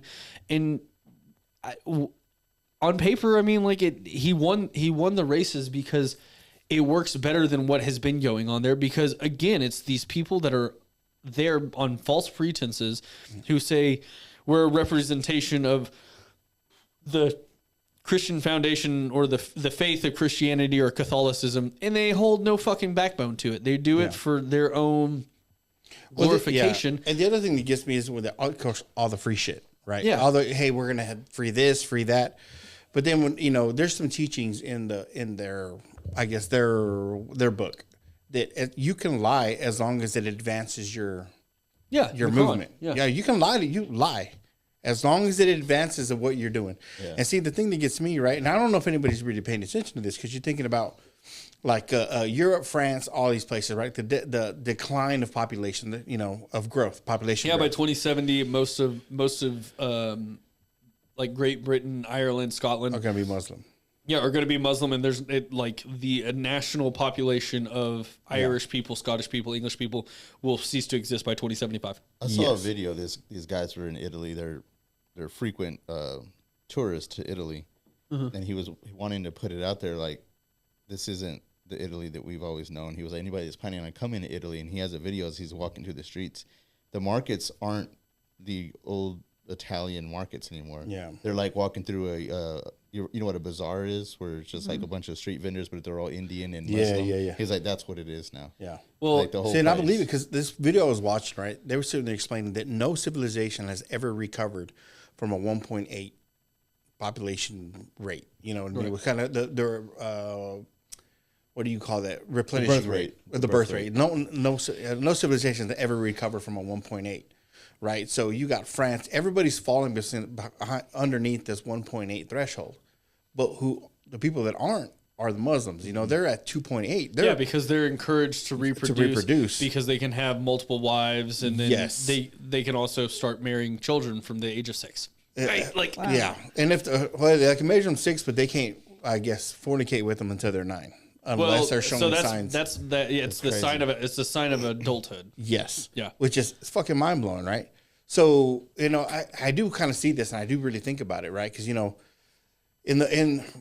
Revelations, it does talk about you being persecuted for your beliefs and stuff. They talk about it in Romans, Matthews, Luke, Mark, and John. And I just feel like this overtake what's coming, And of course, people are like, "Oh, they'll probably name me as Islamophobic or something like that." But I'm like, you got to understand how these. Now, I'm not worried. I'm sure there's a lot of good people, but I'm not worried about them. It's the extremists. It's the radicals. Yeah. Well, that are really gonna fucking push the fucking envelope here and start moving this. Moving this direction. And people are always saying like, "Well, but there's only a small group of radicals." I was like, "Yeah, you think there is," I said, "but if you look around the world, the peaceful Muslims are the ones that are being taken out by the radicals. That's what's happening in Iraq, Iran. That's what's happening in Afghanistan. And you have the tribes, because there's different types of Muslims, but those people are being taken out by the radicals. Yes, and a lot of those will convert, because it's like they won't now. Like the peaceful ones that moved out, they won't become radical because, hey, we're outnumbered here. But once they're not outnumbered, hey, now it's going to benefit me, right? So, you hear these fucking people talking about how the Republican Party wants to move to this Gilead. You ever saw Handmaid's Tale? Yeah. You know, yeah, they're gonna. They want to turn this into a fucking Handmaid's Tale. You know, they want to be the Gilead. If you really pay attention, man, who's the one that's walking around in burqas with their face covered up and reproducing like crazy? Yeah. You know, I was like, it's not. It's to their best interest. Yes, it's not the fucking Republican Party or the Democrats. You know, it's not nobody here. There's a movement that's coming. Well, now, granted, it's not going to be within 5 years, 10 years, maybe 15 by 2075. You're saying, right? You know, there's a long game. You keep reproducing, you keep using up resources, you keep moving. Well, what's interesting to me is, especially with everybody that talks about social justice as heavy as they do, and there's like, you have to pick a side. You have to be on the right side of history. You have to support this, support that, blah, blah, blah. Because neutrality is like or silence is violence, right? Yeah. Then fucking tell me where you land whenever somebody comes for you and your family, right? Like the Queers for Palestine shit. What? Yeah, that made no sense. Which is hilarious because there was somebody in New York, it was a Muslim guy, that was straight up saying that. He's like, these guys don't know what they're talking about. Once they're done with the Jews and they're done with everything, who do you think they're coming for? Yeah. They're coming for the gays next. They'll soon be throwing them off. Yeah, New York needs to look at what roofs. Michigan has become, because whenever they had the Free Palestine protests met with the Queers for Palestine protests that met in the middle of the street, they told them to go home because they don't want anything to do with gay people. Yep. And they don't want to talk about it. Everybody can get their fucking feelings hurt about it. It's fine. I get that, like, people have been pre-exposed to really negative experiences with bad representations of people that are of Christian faith because they lived by like the Old Testament laws and everything like that. There was just like this really, really bad doctrine of theology that was going around for a significant period of time, most of which our parents believed or what most people were brought into. And so that's why there's a huge separation of religion, and or at least separation from God as a whole, or not wanting to have any sort of affiliation with the Christian faith. But at the end of the day, you can get as mad about it as you want to, but I don't see anybody who's gay in North America being thrown off of a fucking roof by a Christian. No. Go to Sudan, retard. Yeah. Like, go anywhere else in the Middle East.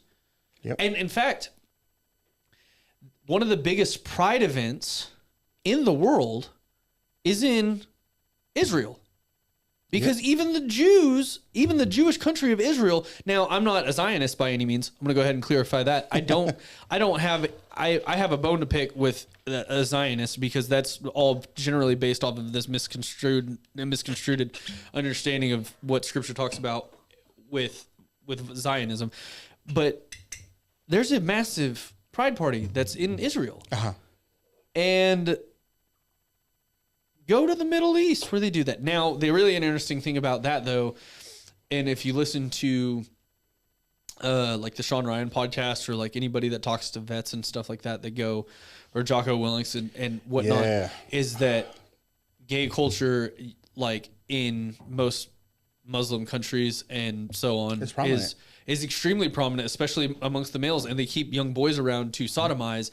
Similarly, most people that are of really high respect and really, really rich in those areas are also sodomizing children and young boys as well. And that's a part of the culture that feeds into it, and it eats itself. But it's like, but being open about it. Yes. You will be killed. And you can combat it, you can fight it all the fuck you want to, but I've never heard anybody ever disprove it. Wasn't it these guys were saying in Afghanistan, you have these people that are wealthy, or the well-off people that are like, I don't know if you call them warlords or whatever, that are running shit there in Afghanistan. They walk around. They have parades. They have parades where they show off all their boys. Yeah. And they're all like kids. They're all kids. Yeah. It's crazy as fuck. And like they're open about it. Like it's considered like it's considered like a But what's like a show of like I'm showing off, you know. Yeah, like you got trophies. Yeah, there you go. Yeah, which it's another mind blowing. This shit is not talked about. It is not talked about. Mm-hmm. No, well, and I mean, anybody that wants to get their feelings hurt about it because of what we've talked about, yeah, fucking come talk to us. Any one of us individually, I'm sure you guys would openly invite them on the podcast. But here's the thing: is like now it's become so normalized for even people to defend these pedophiles because there's just like people that are born. I think it's people that are brainwashed, man. People are like social media and the media in general has brainwashed a ton of fucking people. I mean, just like what we were talking about earlier, the fact that gay people are supporting the Muslims is like, dude, you don't know what the fuck you're doing. Like, those people would fucking kill you. Like, you don't have no fucking idea. Yeah. But you know what I mean? I think what's going on, man, and of course, Matt put this up, and I watched the fucking video of Sean Ryan. I can't remember his name is Graves, talking about psyops. Mm-hmm. You know, it's part of the brainwashing, right? It's a whole fucking psyop, man. What we're going through is an entire psyop. And people can get really mad about this, but it's the same thing with the feminism movement in the 60s. Now, the thing that I'll say about that, because that will be a hair trigger, is I think that is also because of the exploitation of really, really dumb people who, again, misunderstood gender roles prior to the 1960s, because it was just like, well, the woman is meant to be around the house and like be motherly or like not work and so on and so forth. I get that. I get where people were very belittling about it. I understand that some people were like, some people's grandfathers are really shitty to their grandmothers because of it. And it really instilled this idea of, well, like your womanhood is completely dependent on your independence from a man and so on and so forth. And it's this very prominent idea that, like, if we can unionize and be radicalized, that we can gain true independence and liberation from the male or the normative gender roles. And it's just like, and now what are you seeing? Yeah. You're seeing a lot of people, well, one, kind of what we talked about earlier with the food stuff. Post World War II, the introduction of World War II is whenever the women would enter the workforce. Yes. And post World War II is whenever people were starting to get more acclimated to, because 20 years later in the 60s, whenever all of the feminist movement really started, it's just like you can look at it from the perspective of saying like, well, we're good enough to be able to be relied upon whenever the men were at war during World War II, and like our society functioned just fine with having women in charge of not only a household but also in the workplaces. And then so you have that introduction of the idea, well, what else is going on? One, they're feeding this idea into the younger generation of liberation because of normative, like social norms or the stigma, the dogma of religion and so on and so forth, which again, it's ridiculous to me because people don't really want equality. They want superiority. And so you start breaking it down from the standpoint of men and women weren't created equal, but the parts that they play in, it's the balance. And balance and equality don't look the same. Yeah. Well, it's just crazy because I was listening to something else. The whole feminist movement was a guy who was literally a psyop set up by men. Yeah, yes. Because a large percentage of women did not want to vote, did not want to go to work. So it was like, I think it was during World War I, where I think when you were saying that, they were telling them, World War II, trying to get them to be like, be independent because we need you in the factories. Well, yeah, Rosie the Riveter. So Rosie the Riveter was a mental psyop. It was a mental psyop. Because then what followed after that? You had, well, this is also kind of going into the Zionist state where they established Israel, and then we allowed too much influence from Israel to come over to the country, but that turns into a whole different conversation. Well, I mean, I guess it doesn't turn into different kind of ways. I'm rambling. But then you have women that want to be in the workforce, understandably. Like, go pop your shit, twin, whatever. They were tricked to being in the workforce. But now, either way, now it's like, okay, there's less incentive at home. Mm-hmm. You're still being encouraged to have children. The desire for more materialistic things happened, so they started having 2 cars instead of one. The houses got bigger.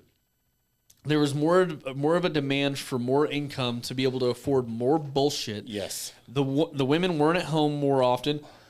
Home cooked meals became less frequent. So introduced because mom and dad are both tired from coming home from work. Ready-made meals, fast food. Then children stopped being cared for by their mothers as frequently.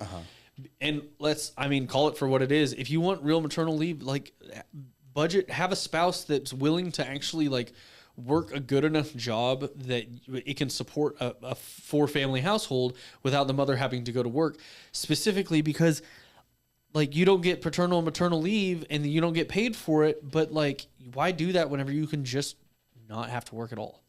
Like, I'm not saying like you can sit at home and do whatever you want to, but like for what it's worth, if you really wanted something like that, where it's like fair and equal, like just don't worry about going to work. Like, so, but then again, I mean, everything was set up, you know, back then. It's like, let's get more people working so we can sell them more shit. Right. And so, but that's the thing. And then from that, you had them spending less time at home, less time with the kids. The kids and the parents and the kids became more separated. Then you have the introduction of more television program and more music. And then you were able to start influencing kids because their minds aren't attuned to what their parents taught them, but they're being taught by their environment. Yeah. Fast forward to right now where you have exactly. iPad kids. You have iPad exactly. kids now. So who's raising those kids? The fuck whatever they're watching on the iPad. Now you have to have a 2-person income now. Yeah, absolutely. You know, majority of the time, unless you obviously there's outliers. There's always outliers, but for the majority of people, a two income household is a necessity. And it's mainly by choice because of the self-preservation aspect. You want to hear something that, and this directly applies to all this, is I remember hearing this, I don't remember which preacher, maybe Tony Evans was talking about it or somebody. I'm going to say Tony Evans, but it could have been somebody else. I might be wrong. But he was talking about how the devil is able to attack a whole country. That's Paul Harvey, no? It may be Paul. I don't know who it was, but what he's talking about is the way you take down a whole country is you take the family apart. Yeah, this is a symbol of the family. Because by taking the father away, by sending him to prison or keeping him in work for so long that the kids don't even have a relationship with him, that starts to break up the family, right? Yeah, flush crack into the neighborhoods. Yeah, and then the mother becomes reliant on the mother. Right, and then the kids, they're missing something there. So then they go out into the community, and then it destroys the community. Yep. And then from the community, it's the town it's the state it's the country. Yeah. But that's where you start. It starts in the family. Yep. Well, everybody and a lot of people generally that are like counterculture people would say like the nuclear family is just a bunch of bullshit. But then it's like, what kind of family did you grow up in? And then I think that all comes down again to proper fundamentals. And it's not a Bible thumpy thing to say that, like, seriously, like, you can go read any historian for the most part in the last 2,000 years has been well documented saying that Christianity has created the progression of society to what we know it as now for liberation for women. It's been great for social settings and communities, so on and so forth. Christianity is to blame for the positive progression in society. That's a Tom Holland quote, not Spider-Man, but the historian. Okay. It's the same reason why Richard Dawkins, who's a self-proclaimed atheist 20 years ago, is now identified as a cultural Christian because while he thinks the idea of a God in the sky or the belief of God incarnate came to die for all man's salvations, he really enjoys the uppityness that Christianity brings to society and how caring for your neighbors and loving for one another brings a benefit. Absolutely. Yeah, brings a benefit. So it's essentially just you're playing the game without having any skin in the shit. Like, so that always brings me back to like this current shit, right? The shit that just passed. And now all these schools around Texas are doing the 10 Commandments. I don't completely agree with it because it's almost like it's forcing it. Is it better to have it than not? Probably, but that's what I was going to get. It's going to be essentially it's an option to have now, and it's affiliating. It's basically getting rid of the separation of church and state, right? Which was voted on 20 years ago. So by allowing that expression of a Christian fundamental then you're introducing a environmental bias for kids to be exposed to religion without having like Judaism or Muslim or Hinduism or Buddhism or whatever. But it's a personal choice based on the teacher. Mm-hmm. From what I understand, here's the thing. I don't necessarily agree with it. It can make people religious curious by having that because they're like, oh, well, what's the context of this? Yeah. However, the Old Testament is where you'll find the Ten Commandments. Mm-hmm. The Old Commandments were the Mosaic Law. Yeah. Was the prominent law of Judaism. Well, all I feel is that this shit opened up, right? Like back in not even that long ago, maybe fucking 3, 4, 5 years ago. You know, all right, everyone has an issue with the Ten Commandments being into these classrooms, right? Right. But then all of a sudden it's like, be whoever you want. You can be whatever you want. Right. You know, and I'm like, how is that not the same? Yeah, well, it's... You know, you're pushing your agenda on my kids, but if I want to push my religion, or not even my religion, because your belief system. The belief system. At the end of the day, you know, we're separate. We've already pulled away from the common core values of what this country was built on. Well, I think that even happened back in the 60s, like what we were just talking about, was like, it's all been this creeping reset, like this creeping amount of just, I don't know how to, anyways, what were you saying? No, but I mean, at the end of the day, it's that. It's like, well, we don't want that, but we should be able to do this. We should be able to be transphobic, be, you know, homophobic, not homophobic, not the homophobic, you know, be acceptant of all these other shit. You know what I mean? Right. Or it's like, well, hold on, if we want to separate, now granted, I don't have an issue with it, but it's just because how I was raised. You know, I shouldn't, and that's the reason my kids go where they go. You know, because hey, that's the belief that that's what I believe. Now, if they want to put it there, hey, go for it. SAISD, if you want it out, depending on the schools, that's more of a fucking public school. You know what I mean? That wasn't built on, you know, a church. I guess church foundations, I guess you could say, you know? So if you don't, I mean, I'm mixed on it. I guess for the better way of putting it, I'm mixed on it. Because you're right. You shouldn't have to put your beliefs on someone else. But at the end of it, you know, at the very beginning, when did our common cores of this country start falling apart? When we started pulling religion away. It was like, you do that at home. You do that somewhere else. You don't do that here. Well, I think that I think the way to balance it is, well, I think there needs to be, if we're going to keep public schools, there needs to be a total reform of curriculum in schools to begin with. And I can lead by saying, go ahead and eliminate all of high school, in my opinion. Goddamn. I think high school is just, same thing with the No Child Left Behind Act. There's people that are graduating fucking high school that read at a second grade level. Yes. Like, there are people who don't know how to spell, pronounce anything on a fucking medication bottle. Mm-hmm. There is nothing about public school that is really doing anything for anybody except for extremely low income housing areas where you are basically given the opportunity to learn how to read. Yeah. So past 10, you're learning nothing. But with that also being said, if you're going to exemplify the Judeo-Christian faith by putting the Ten Commandments in school, the only acceptable way, I think, because I still let people reserve the right to obviously practice freedom of religion. Absolutely. I'm a Christian. You know, it is what it is. Would I love for everybody to know Jesus? Yes. Yeah. I think here's the thing. It's an open door. So that's why I don't mind it. Yeah. The issue is it also doesn't teach grace from salvation through Jesus Christ because it's only the Ten Commandments. The way you balance it out is creating a core class should be religious history. Yeah. Teach kids about religion. Okay. If they want to, teach kids about religion on the basis that you're willing to explore and teach every religion with 100% accuracy and no bias. Yes. Which now, is I think that also depends on the school that you go to, you know, where you can teach that. Like, I think to me, the Ten Commandments in the classroom, there's a net benefit.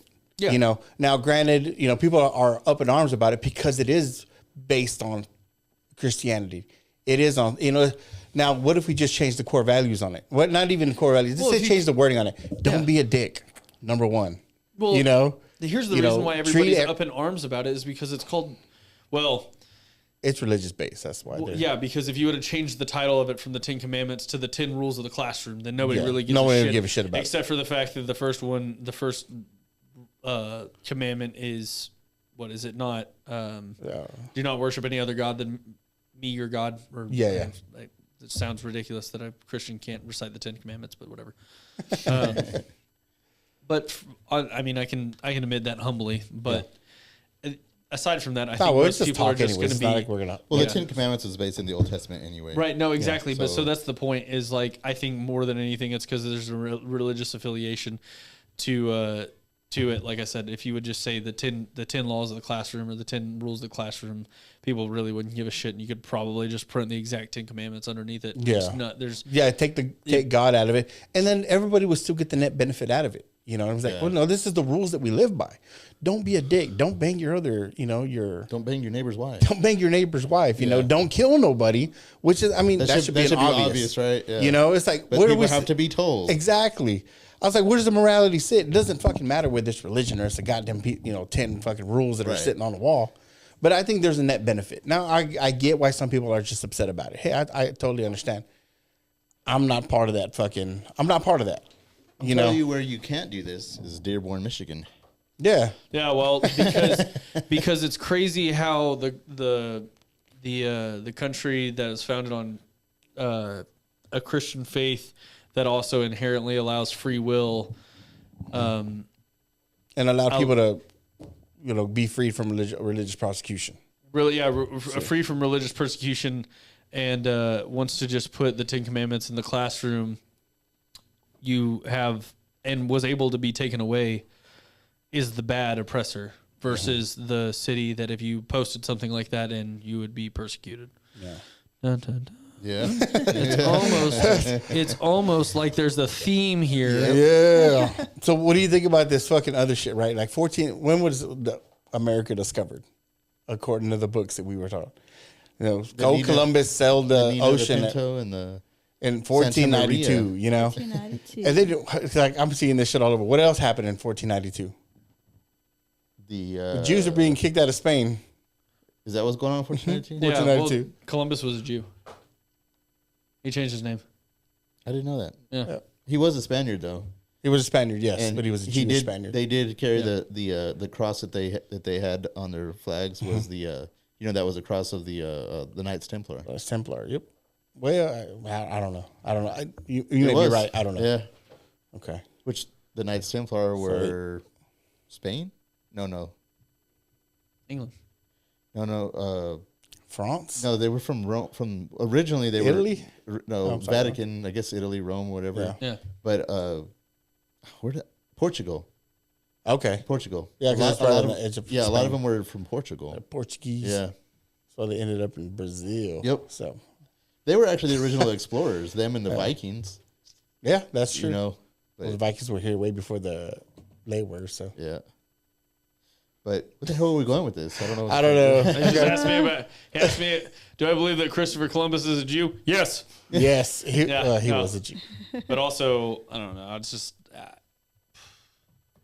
There's a lot of underhanded shit. Expulsion of Jews from Spain, of underhanded shit. I mean, there's so much underhanded shit. It's right in our fucking face. If you just look at the layout of Washington D.C. Well, you just look at the fucking layout. Like, what the fuck? Like, why is there a pentagram there? Why are there fucking Masonic symbols all over the fucking place? Like, it's the same thing. The whole fucking thing is this. It's underhanded. Well, that Daryl Cooper podcast that I was talking about earlier, that kind of talks about the origins of Jeffrey Epstein and Robert Maxwell. Robert Maxwell is the one who produced most of the American textbooks. Yes. Robert Maxwell. He was a publicist, right? Huh? He was a publicist. Yeah, you know who his daddy was? Yeah, Ghislaine Maxwell. Ghislaine Maxwell. Yeah. Yep. Wait, and you know that Robert. Do you know who his daddy was? I mean, well, his daughter. Yeah, his daughter. Yeah. Okay, I was like, well, what? and then we're here. You know that Robert Maxwell was also like an IDF for Israel. Yep. Yeah. It was Mossad, man. Boom. You know, there's a lot of people that don't talk about the Mossad agents at all. No, man. Because they know something. Mossad, more like Gessad. I guess. There's so much underhanded shit, right? And then, of course, we know who writes history: the victors. The victors. You know, so man, there's so much. There's so much that we're not told because absolutely, it's all being suppressed because they don't want us to know any of that. It's the same thing. Well, it's a psyop, right? Like, yeah, it's all psyop. People talking about, well, like there's no illegal immigrants on stolen land. It's like it was conquered land. So let's go ahead and correct our language. Yep. And then to reject that claim, it's just like, well, that's why there were multiple native tribes and why they were all individually known for what they would do to you if they caught you, and how they would conquer and steal and rape and take women and children, and so on and so forth. And that's been going on long before these therapeutic words or these therapist words or whatever you want to call them of basically being an ally or being like you're an oppressor. It's just like colonizer. Colonizer. So the same thing with John Newton. John Newton was a slave trader who wrote Amazing Grace. This is my fun little Christian fact that I like to throw out because everybody likes to talk about America being terrible for being colonizers with slaves. And it's like, well, first of all, who was selling the slaves? Africans. Who were also selling to one another. And England was one of the first countries that stopped slavery. But also slave trades within all these different countries. So do you want restitution from Americans who literally have nothing to do with it except for their great-great-grandparents, or should you go talk to the people that actually sold you? Second of all, and I mean, if you get shit talked for it, it is what it is. John Newton, who wrote Amazing Grace, which everybody knows the hymn, Amazing Grace, Save a Wretch Like Me, was a slave trader who found Christ and then spent the rest of his life getting slavery abolished in America after finding Christ. And so it's just like, it goes hand in hand with the fact that people don't understand history, but then they want to say like Christianity's bad, the white man's bad. It's like white people that are generally Christians were actually, again, a forward progression of society. One, but two, people don't want to talk about how conquering of different countries and nations and territories and lands happened long before the colonization of like white people in America. It's happened for centuries with other countries and for forever. And people tend to forget that the fact that this so invading, colonizing, whatever you want to call it, literally got us to the point today where we can have a fucking podcast and say whatever the fuck we want. Without being our asses thrown in jail for now. For now, at least, You know, for now, at least, you know. And of course, I've always had that. You know, it might affect our social credit scores. maybe. We'll get there eventually. You know, and I hear these conversations all the time. I was like, so, you know, there's no immigrants on stolen land. I was like, cool. Let's just say hypothetically we give it back. Who do we give it back to? Because I mean, I like the sassy pose you're hitting. You're like, who do we give it back to? Who the fuck we giving who this do you give shit it back to? to? Because your people conquered some other tribe to get this land, and those people conquered another tribe to get this land. Well, Texas was technically bought too from the Mexicans, so. Then again, before that. But even then, I was like, it was bought. Even though it's a shitty deal, I'm sorry, you had shitty negotiators. Well, who discovered? Which Spaniard was it that discovered Mexico, and the Spanish overtook the Aztec tribes, which is essentially why we have Mexicans to begin with. Oh, God damn it. See, you're hitting. I just read this. The ones that killed everybody was fucking syphilis. I just read this. I'm sorry, they traded diseases, right? Conquistadors? Yeah, the conquistadors. But the leader of the one that went to Montezuma. Yeah. And what the fuck is his name? Shoot. Jamie, pull that up. Is it Ponce de Leon? No, not Ponce de Leon. The fuck was I'm drawing a blank. I'm drawing a fucking blank. God damn. Yeah, just listened to it the other day. Cortez. Cortez. Yep, So you're telling me that Cortez from Spain went to Mexico, conquered the Aztecs, which also, super interestingly enough, I was listening to another funny podcast the other day, and the Aztecs, the last line of defense was praying to the owl god, and it was kids. They prayed to the owl god that he would come down and smite all of the all of the Spaniards, and the owl god was essentially just a dude that was just like dressed up as an owl and ran into battle, and then they fucking smoked his ass, and then that's how the Aztecs were essentially just wiped out. I thought most of them were wiped out because of disease. Basically, they traded diseases. Yeah. Because they came down. I mean, them Spaniards were banging some Aztecs, so they took syphilis back with them. And they dropped off whatever fucking disease wiped out the majority of it. That was part of it. The other part of it was they thought the Aztecs thought that these people were gods.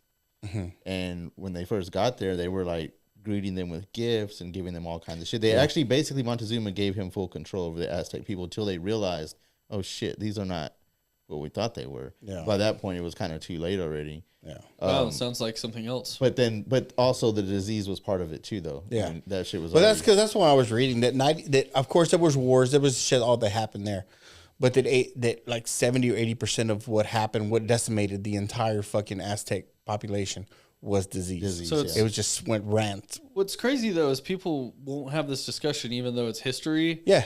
But it's because they're so reliant on what they were taught and they don't want to admit that what they were taught was either watered down, falsified, or just outright fucking wrong. Or they're not really willing to expand and understand that this was also a part of history. Yeah. They just don't know it. So whenever they're met with this kind of information, they're like, oh, this is not right. It can't be right. There's still colonization. Yeah. It's like a man named Cortez came over and wiped out fucking the Aztecs before Columbus came over. And I mean, Columbus was fucked up where they were smashing. He was lost, bro. They were smashing babies' heads and raping women. Like that's also a part of it. Nobody's denying that. But it's like, as a horrible human being, conquering land has been a thing for forever. And unfortunately for everybody who's a soft ass, conquering land comes with killing people. Absolutely. And that has just been a thing. Now, does it make it right? No, nobody's saying that it's right. But is it how we got to where we are today? Yep. Yes. And everybody's a part of it. Because,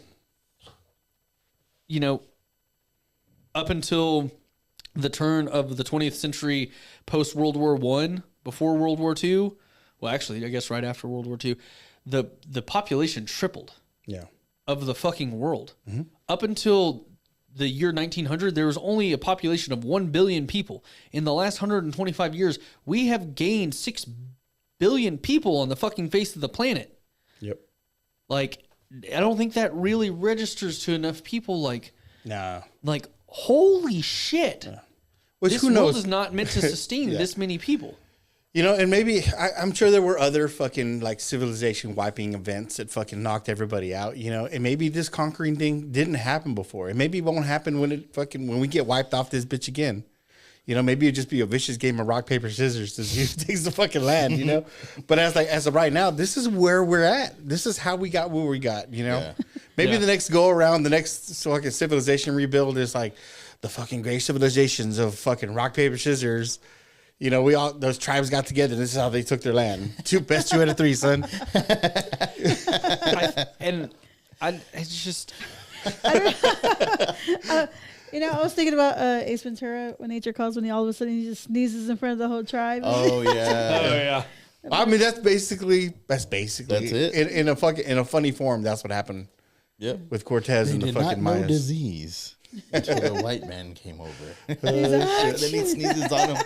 That shit's fucking hilarious. Ikwetsu Ocha. But that's one of the many rabbit holes you can go down. Oh, yeah. And it's just like, well, at what point do you come down to everybody wants the good guy and the bad guy at the end of the day? And it's just like, that's so, because it's so simplified. It's because people are dumb. Yes. And I call it for what it is because most people won't say it. And it might not necessarily be because they're dumb, but it's because they're just not. They lack critical thinking. Yeah, they lack critical thinking, but also it's just like it's not convenient to have to go down a rabbit hole. Not enough people have enough time to be able to invest into actually learning history at the full length. And even at the end of the day, the only reason why we all four are sitting here in this room is because at some point in time, one of our ancestors made the fucking decision to kill somebody else for preservation. Yep. But self-preservation in human nature has always and will continue to be the reason why society will fall, but it will also progress. Yes. Until Jesus Christ returns, and that's just my personal belief. But that's exactly the reason why we all exist today, is because at some point in time, somebody else fucking killed somebody in some battle. Yep. That's it. Yep. Either kill somebody or somebody got in some bad fucking deal, you know? Where it's like, hey, we'll buy all this land for fucking nothing because you don't know what it's worth. It's fucking bullshit paper money that we said, well, it's worth something, right? We all agree it's worth something. Yeah. We're going to buy the Louisiana Purchase for X amount of money. I'm like, well, what's money? That's another really strange, abstract thing, is that at some point in time, we all had to, well, I don't want to say that we all had to come together and agree that there is some sort of like significance of value, because it didn't start with paper money. It started with gold. Fucking metal. Yeah. Gold. I was like, hey, I'm gonna hold on. And gold was the biggest driver of all these explorers. The whole reason the Spaniards even came over here. And it all started with like, gold. I'm gonna keep your gold safe, right? So you just drop it off here with me, and I'm gonna give you an IOU that says that this IOU is worth X amount. So when anybody wants to come and redeem this piece of paper that I give you, well, it's worth a fraction of this gold. Yeah. Which at the end of the day, give them the gold. No, we'll never give them gold. Again, is another fine example of greed by self-preservation. Yeah. Because it's always been the biggest evidence of human nature separated from God. Yeah. Guess who came up with that?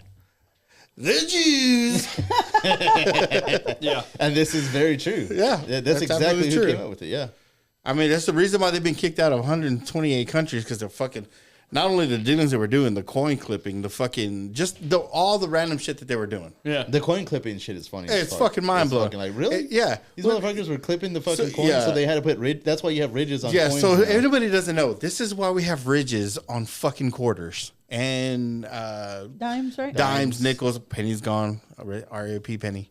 I don't like thinking about that, dude. That's not. It's the progressive towards cashless society is what it is. Well, yeah. And in the shit value of the dollar.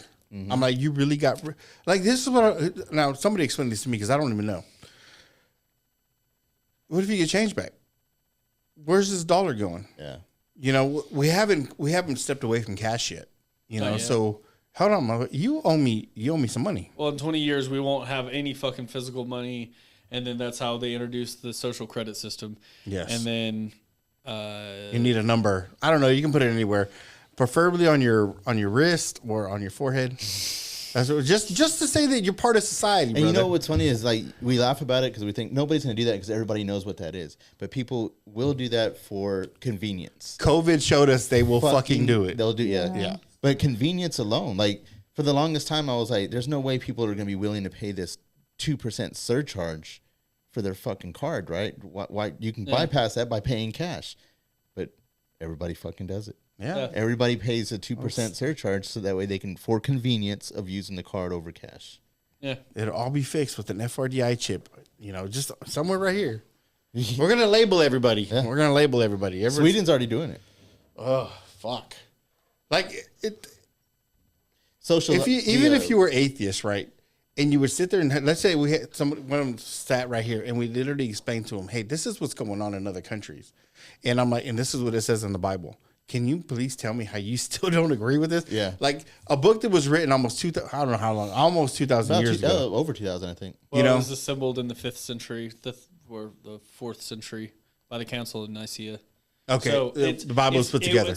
It was because we know 2,025 years after the death of Christ. And so, which is really interesting, the Gregorian calendar that we know and we live by is like actually fundamentally a Christian thing. But anyways, so prior to that, there was like New Earth Christians believe 4,000 years. And then obviously people believe that the earth is billions and billions of years old.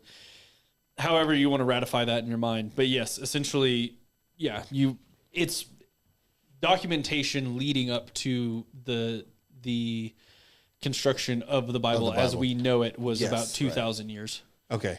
So, and that's the even part that gets me is like, we're like, oh, that's never going to happen. And then you see it happen, right? Like it's all coming together. It's like how many checks do we have to mark off this list by the time you guys realize that this is where we're headed? We're headed. How about digital ID? Oh fuck, Yeah. we're headed there. We're already there. What are you talking about? Yeah, There's protests going on all over the world against the digital. We're not fully in the digital ID yet. We're pretty goddamn When was the close. last time you went and flew somewhere? yeah. That's not digital ID. I don't know, man. They had face recognition while I was in Europe. Yeah, but digital ID is coming. Like you can voluntarily do it. They just on this new on our phones, it's in there now, but you have to voluntarily do it. It's not pressed on you to do digital ID yet. Yeah, but it's coming, and that's what they're protesting all over the world is against digital ID. If you look, but you're not seeing this on ABC, NBC, any of that shit. No, right because now. like, well, if your trusted news source is still the mainstream Yeah. media, then you're And smoking if you do see fattest it- crack. Yeah, and if you do see anything like the protest, they'll say that it's for something else. Yeah. You have to like sit there and like really deep dive to see what the fuck is really going on. Yeah, and that's what's scary with Palantir, because Palantir is pretty much heading this shit. And Really? yeah, Peter Thiel knows about the Antichrist. Well, again, it's the same thing. It's the same thing with the food, right? yeah, Like media convenience has been the reason why people have trusted these sources of information for news for decades. Is the same reason why people want fast food, because it's just easier to consume and they don't convenient. have to think about it. No critical thinking. And everybody thinks, well, the FDA approves it, so it must be okay. Well, Aristotle, I'm pretty sure is who I'm referencing, was never even a fan of. Storm. We better quit talking shit. I know it's God. He's mad. Peter Thiel, he's pissed. Peter. Aristotle was the one who said that he didn't agree with people writing things down because it was going to make it was going to make people lazy. Really? I didn't know Because that. oral stories were told factually because it had to be relied that everything that you said was to a T for the sake of the oral tradition being passed down. Mm-hmm. You had to be able to recite something word for word, like accurately at one point in time. And then writing it down made people lazy because you were able to store that information and not have to be able to recite You didn't have to remember it. Yeah. You can just. I have a book where it's written down. The same thing with like, again with. Well, that's why I think that's why a lot of these stories that you hear, like a lot of the Bible stories, kind of coincide with stories from other religions, because these are stories that have been passed down over years and years and years and years. You know what I mean? I think. Well, even I was talking to my buddy about it. And I listened to a lot of Wes Huff, big fan. He's good. But he's even stated in a critical debate on whether or not the Bible's accurate. People will judge the Bible's accuracy about the Bible's accuracy about events that occurred with the flood specifically, because they're like, well, why would you? There's other places and other sources of information, other religions that also record a great flood. Why does it mean that the Bible is accurate? And it's like, it doesn't mean that the Bible's not accurate. It means that the Bible affirms that there was also a great flood along with other religions. Yeah. This was an event that occurred. It definitely occurred. That literally proves that there's multiple sources. This isn't just a bias based on the Bible, which again is incredible to me, that it takes people so long to actually deep dive into the Christian faith and read the Bible, that the Bible is it is in essence the cornerstone of Christianity, but the first 5 books of the Bible are Jewish. Yeah. Like, and people don't get that. So it's just like, that's the Old Testament. And so it's just like, how do you pull from that this is just bias for Christian people alone? What is the book that the Judaism has? What is their book called? The Torah. The Torah. The Torah doesn't include the New Testament. It's just no. the Old Well, Testament, because the Jews reject Christ as the Messiah. Reject Christ. Yeah. Well, they also don't acknowledge the book of Isaiah or the book of Daniel either. And the book of Daniel was, because you have the Old Testament, the kings and the prophets, is how the Old Testament's set up. So you have the Torah, the kings, and the prophets.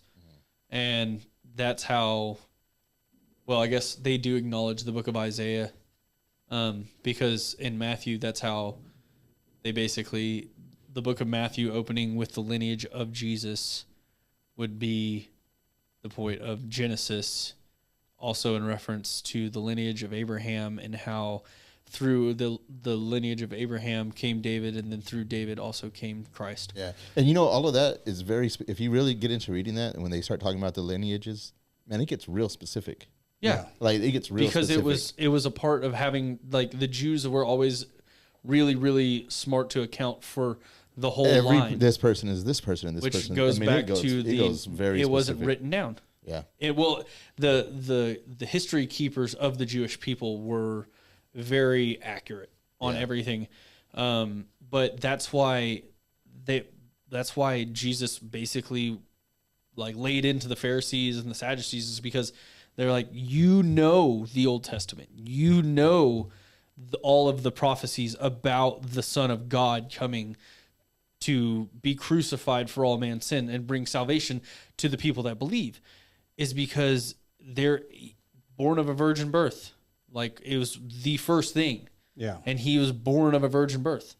And like that alone, along with multiple after it, the location of where he was born, where he moved, where he came from, like everything about Christ is what the Pharisees and the Jewish people were supposed to know. But they didn't, because they didn't acknowledge it. Yeah. But that's like on the cross, whenever Jesus is being crucified and he says, "Oh God, why have you forsaken me?" I believe in context, if you were a Jew standing around, your ass probably would have fallen out of your backside, because that wasn't Christ calling out to God for like being forsaken, and essentially why they mocked him while he was on the cross. He was reciting Psalm 22.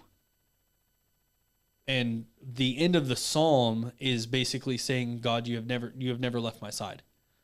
Like, you are still with me, even in times of this tribulation. Yeah. So like, it was never that he was forsaken by God. It was the fact that he was the fulfillment of all the laws and prophecies, which he stated multiple times. Shit. So it's just like, whenever I tell people to read the Bible, or like encourage people to go start in the book of John, because of the divinity of Christ, and then read the rest of the Gospels, Matthew, Mark, Luke, and John, because it's the witnesses. Then you can read Ecclesiastes or Proverbs or Psalms, which goes back to the Old Testament. Then you read Acts, which is written by Luke, and that's the ascension of the Spirit on the believer, or the ascension of Christ, the descension of the Spirit onto the believer. Then you go into Romans, and then you can read Revelations or Hebrews. A lot of people really like Hebrews as part of the mix-in. But then you can also, after you kind of get through all that, and you're like, well, how did they know? And then you can read the book of Isaiah. Okay. And so it's weird, because it's kind of the same way people would say, watch Star Wars. Yeah. Is most people, you want to read it from front to back. Yeah. Okay. But then it's like, you want to watch 4, 5, 6, 1, 2, 3, right? So you want to read the New Testament. That's the best explanation, because I was about to ask you, where do you start? And like somebody's getting into it. Yeah, you want to start with the original trilogy. Well, if you're I was always told start with the Gospels. Just like you said, always start with the Gospels. Again, like if you're new to faith, the first 5 books of the Bible are Jewish. So unless you understand that comes from a Jewish context, you're going to be kind of confused by the whole thing from jump. So you start where the foundation of your faith is, with the Gospels, the New Testament. You start in the New Testament. New Testament, and then you go back to the Gospel, and then to the Old Testament. Then you read through the Old Testament, and then you read the whole thing all together. Fucking A. Miller, thank you for coming, man. God damn, you're blowing my fucking mind right now. Yeah. Seriously. It's amazing how a 30-year-old has so much shit in his head. You know? You definitely don't seem like a 30-year-old, by the way. Yeah. You seem like you're beyond your years for sure. My thinking is like, damn it, if I lose 50 pounds, man, do I get rid of this brain fog and I can like fucking absorb all this shit? You know? I spent a lot of time with a lot of people, and honestly, I've lived a lot of different lives. Why don't you have a podcast? I don't know. You ready? You ready? I feel like that's like a lot of Commitment. Okay, like why don't we just buy little microphones, and I'll be like a subdivision, and we can just clip them to my capes while I work every single day, and you guys can listen to 8 hours of recordings of me talking to them. We have an extra. You know what? That's not a bad idea. All that out. No, I'm just kidding. That's not a bad post idea. the things that are anti-Semitic. Yeah, I'm totally cool with setting you up, man, with the fucking camera and just fucking on a day off or something like that. It'd be super fun. A couple of those lavaliers, man. Because I mean, he has a lot of people in his chair, right? And of course, dude, the amount of information that comes out of some people. Oh yeah. Like I think you would have a fucking fantastic. It's a great audience for sure. I think so too. But also, it's just things that I'm willing to compromise and learn. Like I was an atheist at one point in time. I remember that. I've been a vegan. I've obviously changed my life. I was a hardcore cocaine addict. I drank a ton. I've lived in the hardcore of the punk scene. I've toured with country bands. I've done just so many things under the sun, and I've sat under the tutelage of some incredible Christian pastors. I've tried to explore my own different philosophies of religion. There's a great book that I'll bring up here and gift you guys. It's called the New Dictionary of Thought. That's essentially it's a book that's every topic under the sun, and every philosopher, scholar, like literal genius, whatever, their thoughts on it. And I at one point in time I used to be really into opiates, and I'd just get really high and read a fucking dictionary. Yeah. That was basically the whole basis of it, was just thinking. And I don't know why my brain works the way that it does, and I try not to be overly critical of people. I want to hear everybody's thoughts, but whenever I found my faith in Christianity, I started to doing the things that you can't. It's not evidentiary. You can't have an evidence-based faith, because that's the point. You can prove everything up to a point, and then you have to just have faith. Faith, yes. And once I started having faith, everything else just kind of made sense. And the more you can actually talk to people through it, it's the same thing with fitness. It's like you can't just say go. You have to be willing to walk with people.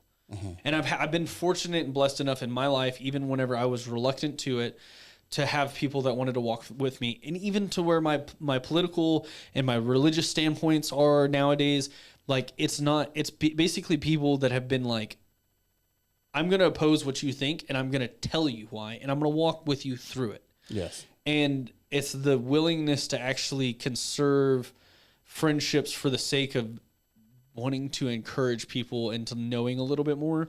I don't like coming off like biased to the effect of like being dismissive or like offensive to a lot of people, unless it's just absolutely asinine. Yeah. But there's only so much you can do. And trying to be like courteous and aware of how you talk to people, because the way that I grew up, my dad's super old. My mom and my dad have a massive age gap. I was raised in a household by a single mother, but I had like a good dad. But me and my dad had our own dynamics whenever I was a teenager, and I've seen really unhealthy relationships on both sides. Mm-hmm. And it's being a shithead myself. I was addicted to pornography. Like there's a lot of, I can openly admit just about everything that I have been through. And it's given me such an odd dynamic in life at such a very early age. But mainly it's because I can look at myself in the mirror and be like, you're fucking retarded and you have to change. Otherwise this arrogance is going to be your downfall. And then once I introduced God into my life, I just started accepting that I'm going to be humiliated in my life time and time again. And I have to accept the humility and pray for wisdom and be accepting that like there is going to come a time where I will be at least a source of information for somebody who wouldn't have known otherwise, and hopefully be a display of positive reinforcement or encouragement to somebody for change, but also hopefully be somebody that can like help people stay away from like the dumb shit that I've done. Yeah. Like I advocate heavily nowadays for people to not allow themselves to be just. One of the most heartbreaking things that I think I've ever had the encounter was having a conversation with my mother about the way that we were raised. And she said, well, I just did the best thing. And no disrespect. I love my mom. Like we have a fine relationship now, but having to face her with the truth of, you can't tell me that I was raised in a Christian household, which I really wasn't, because there was no dynamic. One thing that Ryan said, who's our pastor, who said, it is impossible for you to convince anybody that Christ has anything to do with your life, because if Christ would be like a painter and you are a white wall in an empty room, there is an evidence that there has been a painter in that room by the paint that he puts on the wall. The wall being the representation of your life, and if Christ is in your life, then he has painted that wall. Yeah. And the evidence of it is that paint on the wall. People walk around saying that the painter has been there, and there is no paint on the fucking wall. And so for me, it's been one of those things where I have to acknowledge that there are people in this life that are still extremely lost. And my mom and I were having a conversation. She was like, well, I had to go have fun. I still had to go do the things. I couldn't stop living life. And I said to her, at 30 years old, 29 years old at the time, your life has to be redefined by what God says your life was meant to be, not by the way that people around you and the way the world influences to tell you that this is the way your life should be lived. Because unfortunately what happens is too many people get caught up in the way that they're told that they're supposed to live because they're supposed to indulge in all of the things that are just considered normal. And then you lose your whole life. Because then you wake up in fucking 20, 30, 40 years and you're like, what was I left with? Oh yeah. And it kills me because I watch people do it day in and day out. And the last thing I want to do is be a contributing factor. Be willing to be wrong. Love your family as much as you can. Be a friend to as many people as possible. Be kind to the stranger on the street. Do what you can for the people around you. Get married young, fall in love young, have kids, enjoy life, but don't enjoy life the way that the world that is completely fucking empty and has no ground whatsoever, an idea of joyfulness that is unmovable, have an influence in your life. You know what I mean? Like, yeah. Even during Paul's time in prison, he facing persecution, he still had joy because his joy and his contentness was in the Lord.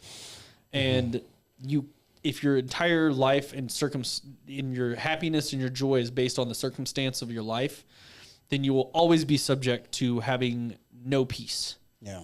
And that's kind of like elaborating on the no Jesus, no love, no peace kind of thing that we all saw in t-shirts 10, 15 years ago. It's one of those things where it's that.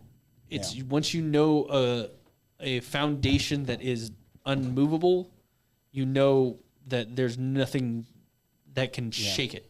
You have a firm foundation in who you are and every day in life. And so these small things that are obviously developing into big things in this world are going to fuck a lot of people up. It's going to destroy lives. It's going to destroy people's perception on their neighbors and their family and their friends and their jobs. And it's going to be critical for a lot of people very soon. And I believe that. Because it's happening day after day after day. We're not seeing it on a massive enough scale for it to affect our lives. Again, the point of self-preservation. How much of our day-to-day lives is just making sure that we're okay? Yeah. And once we finally get past that point, once we accept that like this world will come to an end someday, it makes you understand that there's so much more purpose and fulfillment into this life rather than what you drive, where you live, or anything else. It comes down to the family that you have and loving everybody around you as much as you possibly can, honoring God with your life, and that's it. Like that's a good message. That's a good message, man. And I don't want to fucking take away from any of that. So that we're going to come to an end because that is a perfect end to a podcast. Yeah. Miller, thank you so much for coming on, man. Yeah, absolutely. Thanks for having me, guys. It's so mind blowing. Hey guys, thank you for listening. And shit, man, do some reflecting. We'll see you next week. What it do? What it do, baby?